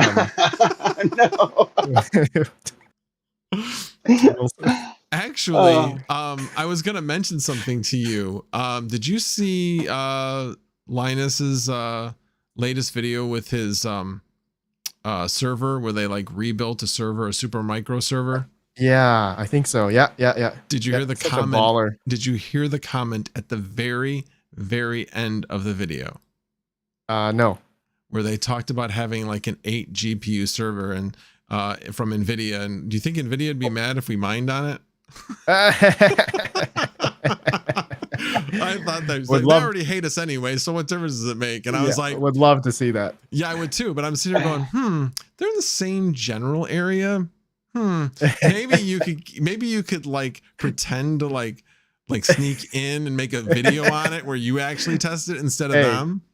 Give it to me. Yeah. Hey, that'd be cool. That would be cool. Anyway, that's what I was thinking about as I was actually on my way home from work when I was listening to that video. And I was like, wait a minute. Did I just hear that right? Like, and did you see the power requirements for that thing? It was like insane. Oh, no, I didn't see it. What was the power requirements? I don't remember the requirement, but the power cable required, I think, 220 volt or something, like 30 amp, like something insane. Oh, wow. Yeah. But yeah, that was a fun video. No, what I found really funny about that video was I can't remember his name. It's the blonde haired guy who's tall. Anyway, can't remember his name, but anyway, the way he was just standing there, as you know, Linus is very expressive when he presents, and the other guy's just kind of standing next to him like I don't know how many takes they took when he actually did it, but he's just like, okay, whatever. You know, I'm just like, have a little bit of reaction to what he's saying, please. Yeah. I just found that really funny. Anyway, but then you guys watch... Jake, somebody said Jake. Was it? Yeah, maybe it was Jake. Somebody in the chat said Jake. I don't know. It probably was. I don't know. Anybody who saw the video, I'm sure knows what I'm talking about, but yeah, Aha says in the chat, it was 2 L630P plugs. Oh my god. Oh, geez. Giddy up. Wow. Holy crap. 12,000 watts. Oh. That is a lot of power. A lot of power. God. So yeah, we were actually just talking about power in our house, and we're like, you know, if we ever decide to get an electric car, or anybody in our household decides to get an electric car, we definitely will have to upgrade electric, because you can't really do it on 100 amps. So at that point we'd have to upgrade to 200, but it would give me a little bit more power for mining as well, so it wouldn't be so bad. Heck yeah. So yeah, I was fortunate when I bought my house. It was the house I bought, there was 2 separate families living in the house, and I don't know why they did it that way, because it's just one single family home. But they had partitioned it off. One family lived in the downstairs, one lived in the upstairs, and it actually had a 400 amp service. Wow. So I didn't have to do anything. I moved into a single family home that already had 400 amp service set up. So awesome. That's awesome. Did you have to put any 220 volt circuits in though? I did. I have one in my garage and I put one in my basement. When the electrician came and installed the one in my garage, he started asking some questions. I explained to him. I was very open with him, told him what I was doing, starting up a crypto mining, a home crypto mining. And he reached out a few weeks later and said he was in the area and asked if he wanted me to come install a second one. So I now have one in the basement and one upstairs, and not nearly enough cards to fill it up yet. So nice. Yeah, when I actually had my 220 put in, kind of a funny story, but there was going back a few years, I actually used to drive for Uber, and after work I would just turn it on and pick somebody up, whatever. So anyway, my first ride this one Friday, I ended up picking up a contractor, and this contractor was doing work in the area where I worked, and the company I worked for at the time needed work done. So when I drove him, like, hey, give me your business card because I might have some work for you. So of course, all of his friends are like, yeah, sure. The guy was just looking for a tip and all this kind of stuff. But no, he is still working for my old boss doing work. In fact, just last week, they did concrete work in the building that I'm in. So it's been 5 years. He's had hundreds of thousands of dollars of work as a result of me helping him make that contact. So when I asked him, do you have an electrician that would like to do something on the side? He didn't hesitate to say yes. So I got a very, very sweet deal on getting my 220 put in. But yeah, when he came in, same thing. He's like, so what are you using this for? It's kind of an unusual place to put it. You're just putting it right below your panel. And I'm like, well, and then I told him what was going on. So he thought he was very interested and just thought it was pretty cool. And yeah, and believe me, we all know, we've had those conversations where people are you either get somebody who's very interested or somebody who's like, oh, you're one of those. It doesn't seem to be like any in between. No, there's not. I've been fortunate. I've had a lot of interest. I had someone in recently at my hot water heater sprung a leak a few weekends ago. And guy walks in the door, and as we started turning the corner to come down into the basement, it's like, man, it is really hot down here. And he turned the corner and just went, whoa, what is this? Well, and I start explaining, and he's like, I don't understand what you're doing down here, but this looks really cool. So, all right. That's awesome. Oh, was he? Yeah. Oh, okay. My wife just said the dryer guy was the same way. Guy who came out to fix the dryer. So yeah. That's funny.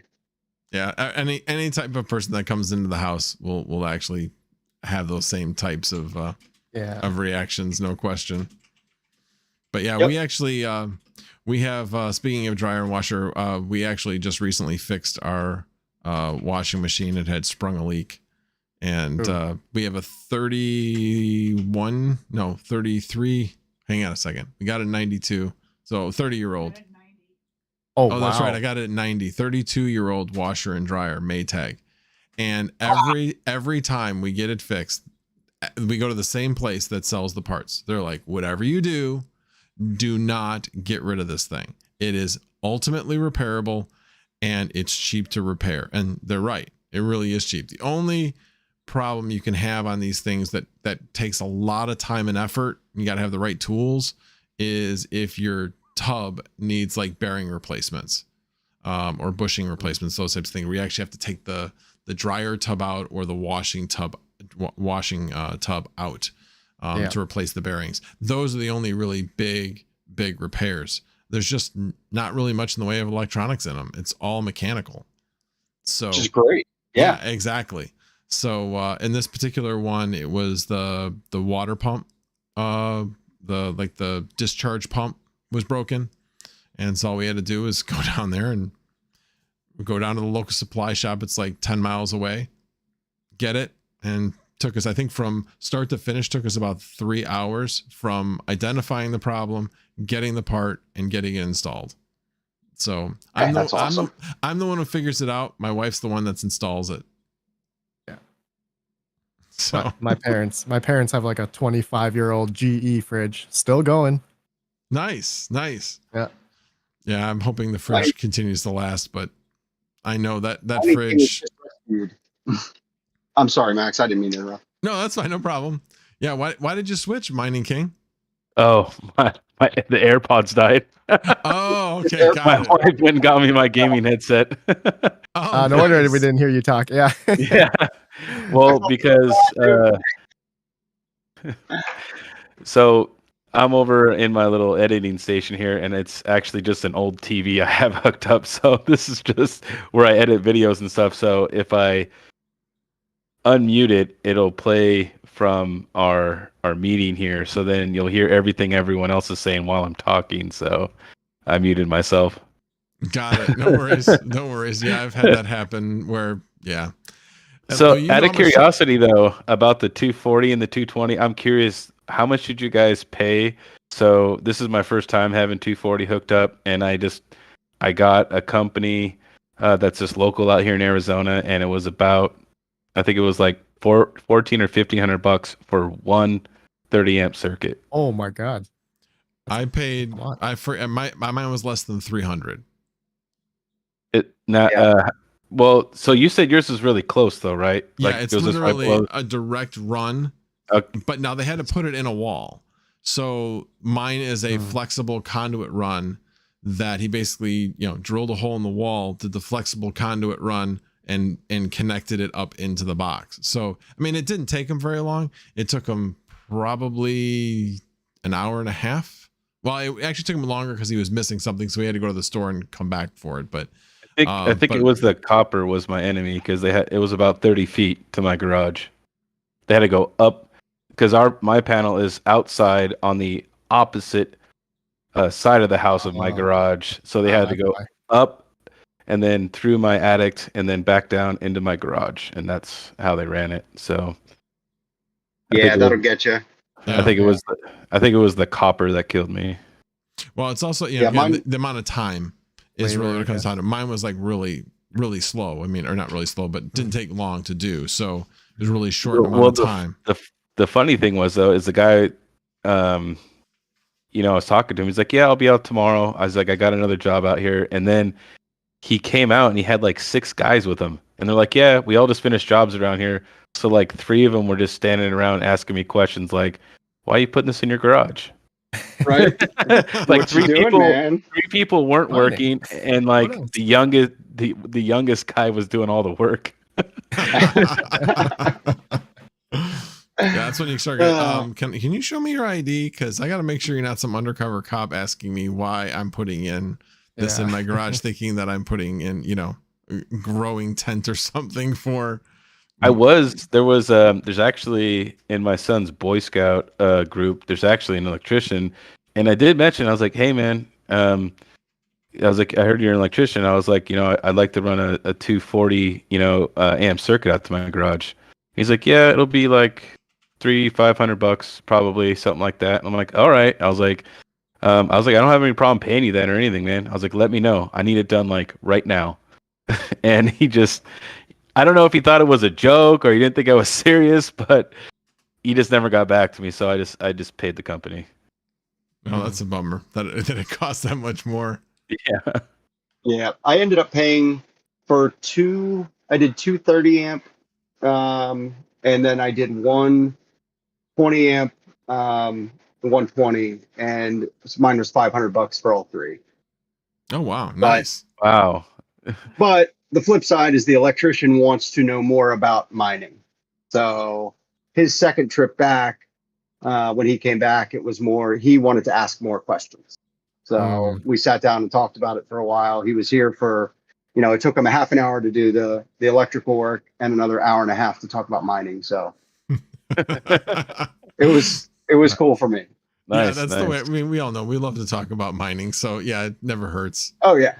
Now you talk about the grow tent stuff or the growing stuff. I'm worried, and I don't know if Mrs. Crypto Shaped is still here, but her and I have been talking recently. I'm going to start growing. I'm growing lavender this year. I'm starting a lavender farm. That. Yeah. Right. And I bought my grow lights, and they showed up. And now I'm getting nervous, right? Because I'm pulling a ridiculous amount of power. If I'm going to have grow lights in my basement, this is bad news. So if I disappear for a few weeks, I might be in jail. Yeah. That's funny. Well, I've always thought, because with the window fan I have in the basement, when there's snow on the ground, there is no snow around that window well at all. So it's pretty obvious. Now this year it wasn't as obvious as it has been in other years, or wouldn't have been as obvious in other years, or would have been more obvious in other years. I mean, because we had more snow other years. We didn't have much snow this year. Certainly no like large snows where you would see like no snow in this one area and like 12 to 14 in some other area. We didn't have any of that. So I don't know. We'll see. It wouldn't be the first, person that had a police officer come knocking on the door saying, what are you doing? So it's funny. My next door neighbor, 2 doors down from me, is a state trooper. And so he knows exactly what I'm doing. that And helps. he asked me if I would help him build a mining rig. And I thought, you know what? You are the guy that I want to be friends with. Yes, I will help you. But I've got everything you need, buddy. I'll hook you up. That's good. That is very good. Yeah, I got the guy behind me interested in mining. My wife started a conversation with him about solar because we had solar panels put on, and it went from solar and then immediately into mining. And this is back when I think I had, I don't know, 200 mega hash or something. I mean, it was relatively small compared to where I'm at now. And he just went like whole hog. He got to 1 gigahash way before I did. He got above 1 gigahash before I did. I don't even know where. I haven't talked to him in a little while, so I don't know where he's at now as far as how much capacity he's got. But I do know that when I was looking to put in the 220, he was pretty much out of capacity because he had stuff in like every room of his house. Because obviously you can't centralize it unless you have either a ton of 110 circuits all in one spot, or you have 1 or 2 30 amp circuits. So he was looking to do that, but he was out of space on his panel. When the people behind us that used to live there put in their basement, they didn't update their panel. When I put in my basement, we did update the panel. We didn't update the power on it, but we have a lot more slots on it. Therefore, I had 1 spot left for that 30 amp circuit. He was trying to figure out how he was going to expand out his panel and that type of thing, but I don't know if he ever got it done. I was going to answer Pocket Change's question here. She asked if it was a big company, and yeah, it is. It was Parker and Sons. I don't know if anybody has that chain in your area. What chain is that? Parker and Sons. Oh, haven't heard of it. Nah, nor have I. I found bigger companies like that for like renos or anything. They charge a lot more than mom and pop contractors, smaller contractors. So the story is, though, of me moving into this house down here in Arizona is when I first moved in, I had an electrical problem. And this is a new house. It's only like 3 years old. And I hired a smaller electrician to help me with it. And what happened is the breaker went off. And when the breaker goes off in the house, I have fiber out here. And the fiber is powered through like a little power pack that has a coaxial cable coming out of it to go into the wall to power all the internet through here. So I noticed the security went down because the internet was off. And when I got back, I tried to have the smaller company come in and troubleshoot the issue. Cause I'm like, man, this house is only 3 years old. There's nothing in here, but just like a couple, security cameras. And they're just like, yeah, we're going to have to replace everything on the circuit before we could figure stuff out. So yeah, he was just immediately like, yeah, we're just going to have to start replacing stuff. And I'm like, yeah, no, you're 3 fired. years old house. No. So I did hire the Parker and Sons next for that particular job, and what we found out was there was a 120 outlet that the guy ran from the master bedroom on the outside that was tied in, and it went all the way out to the back corner of my yard. And what happened was he didn't use the proper conduit, and it was corroding and it was shorting out, and that's what was throwing the breaker. Ugh. Ah, So that's why I went back with Parker and Sons, because they did a good job. So I wanted to use them again. But yeah, it was hurtful because I was thinking about putting a panel out there till he told me it was like $5,000. Yeah. For a panel and 3 30 amp plugs out there was $5,000. And I was like, yeah, no, can't do it. I can only afford one. Yeah. Damn. To answer the first question, King, I had a buddy who ran 4 of my 30 amps in my basement. He charged me about, I think it was about 400 USD, including all the labor and parts. Really? He gave me a massive deal. Awesome. He gave me the run was also like 10 feet away, like very short. Right, short. Yeah. It was very short. Yeah. I don't plan on staying in this place forever in my mining career. Bigger aspirations. I want to get in a warehouse space, get that industrial rate. Hell yeah. Hell yeah. Oh, I think we lost your audio, Max. Maybe.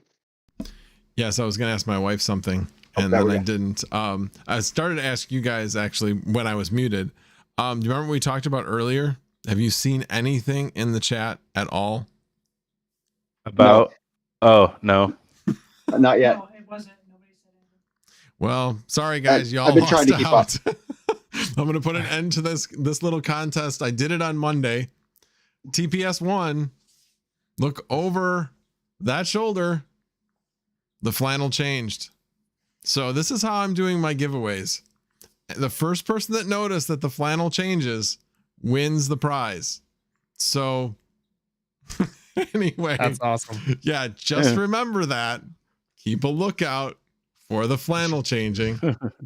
So anyway, it won't be okay. Yes, the camera's flipped. Yes, that is not an excuse, Crypto Dave.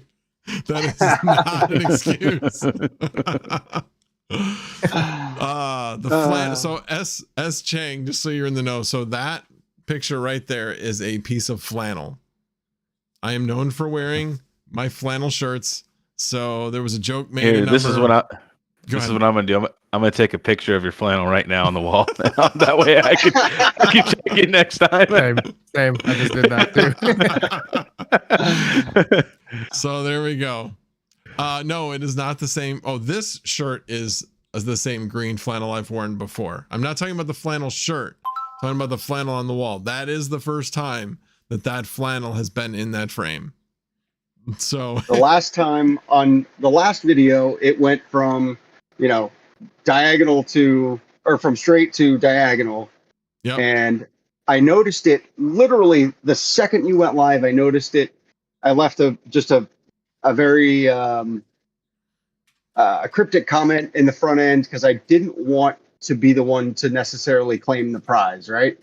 And I waited until the very end of the stream. No one else noticed, so I finally let on that I noticed it. And so yeah, there are prizes, folks. Pay attention. There are prizes. So he won. I'm still working on getting a few more things for that little giveaway, but he definitely won a coaster, max voltage coaster, as well as a max voltage sticker. And then what did I have on order? Something else? Magnets, that's right. Yes. So I'll be waiting for the magnets to come in before I send them to him. So yeah, that was the little giveaway I had the first time. So anyway, I won't have you guys be disappointed and tell you what the giveaway was this time. It was not merch this time, but anyway, just keep an eye out for it. Never know when there's going to be a change in the flannel. And on my normal Monday night streams, it is over the other shoulder because right now, as you can see, it's reversed because I'm doing this through Discord. So anyway, but oh, you're welcome, K-Spec. Yes, my wife made sure. And do you know how that's happening? Because you notice that they're now all 4 in a row. That defies the laws of physics, people, except the Ryzen 5, the top Ryzen box over there. It's hard to do that. There we go. The top Ryzen box has the cooler in it. So it's kind of creating the cantilever effect allowing all the boxes to stay there. So Using it physics at as a work, counterweight. people. Physics at work. So my wife isn't a big physics person, but she knows just general logic and she made that work. So yes, she is awesome. Anyway. And as I mentioned at the beginning, I am ashamed at my lack of anything here other than my terrible colored green wall and my my little banner. I've got work to do. Well, we both had help, I'm sure. I know I had help, that's for sure. My wife did this room. Of course, that's awesome. I helped to provide the appropriate amount of motivation because she wanted me the hell out of that dining room. She's not chuckling right now. I was hoping she would find that funny, but oh no, she's chuckling. Okay, there we go. So anyway, alrighty guys, well, we will wrap it up. Thank you, Red Panda, for joining us. Yeah, Very much no problem. appreciate it. That was fun. Yeah, Good to absolutely. see you guys. And now, sorry, Crypto Shape, we'll be there to play PUBG unless. Oh God. Wait, hang on a second. You're asking us to play PUBG, but isn't, Mrs. Crypto Shape wants us to come play Goose Goose Duck? So who? Oh gosh, that's a tough choice. So Crypto Shaped, if you're still here, PUBG or Goose Goose Duck? Red I'm going PUBG. I'm going PUBG. I'm going PUBG. I'll be on the PUBG wagon. Yeah, same here. So anyway. Alrighty, guys. Well, again, thank you guys all for coming. I really, really appreciate it. Don't forget about Mondays with Max. I did provide links. I'm sorry I didn't talk about them at the time, but go subscribe to The Mining King. Provides great content. Same with TPS Miner. Again, thanks TPS Miner for being my first subscriber. That's not why he's on here tonight. He's on here because he's a PUBG guy. Because that's all the guys that are here, all the guys that play PUBG with. So anyway, hey Max, thank you so much, and really appreciate the opportunity to be here, hang out with you, and to all the Misfit Mining guys for everything. So thank you so much. Oh, no problem. Like I said, it's happy to have you Thanks guys. Thanks for having me on, and thanks for joining us, Red Panda. Oh no, thank you guys. Thanks for having me on as well. All righty. Sorry for being late. Now with that all feel good moment. All right, guys, you guys all have a good night, and come join us and watch us play PUBG on the Misfit Mining Noobs channel. Hell yeah. All right, Max is squad leader. Go Max. I should tell you all, I am the world's worst PUBG player, but it's fun and they put up with me, so I appreciate that. All righty. And on that note, I'm definitely going to sign off. Thank you very much, and you guys all have a great night. Have a great night, everyone. Thanks. Bye-bye.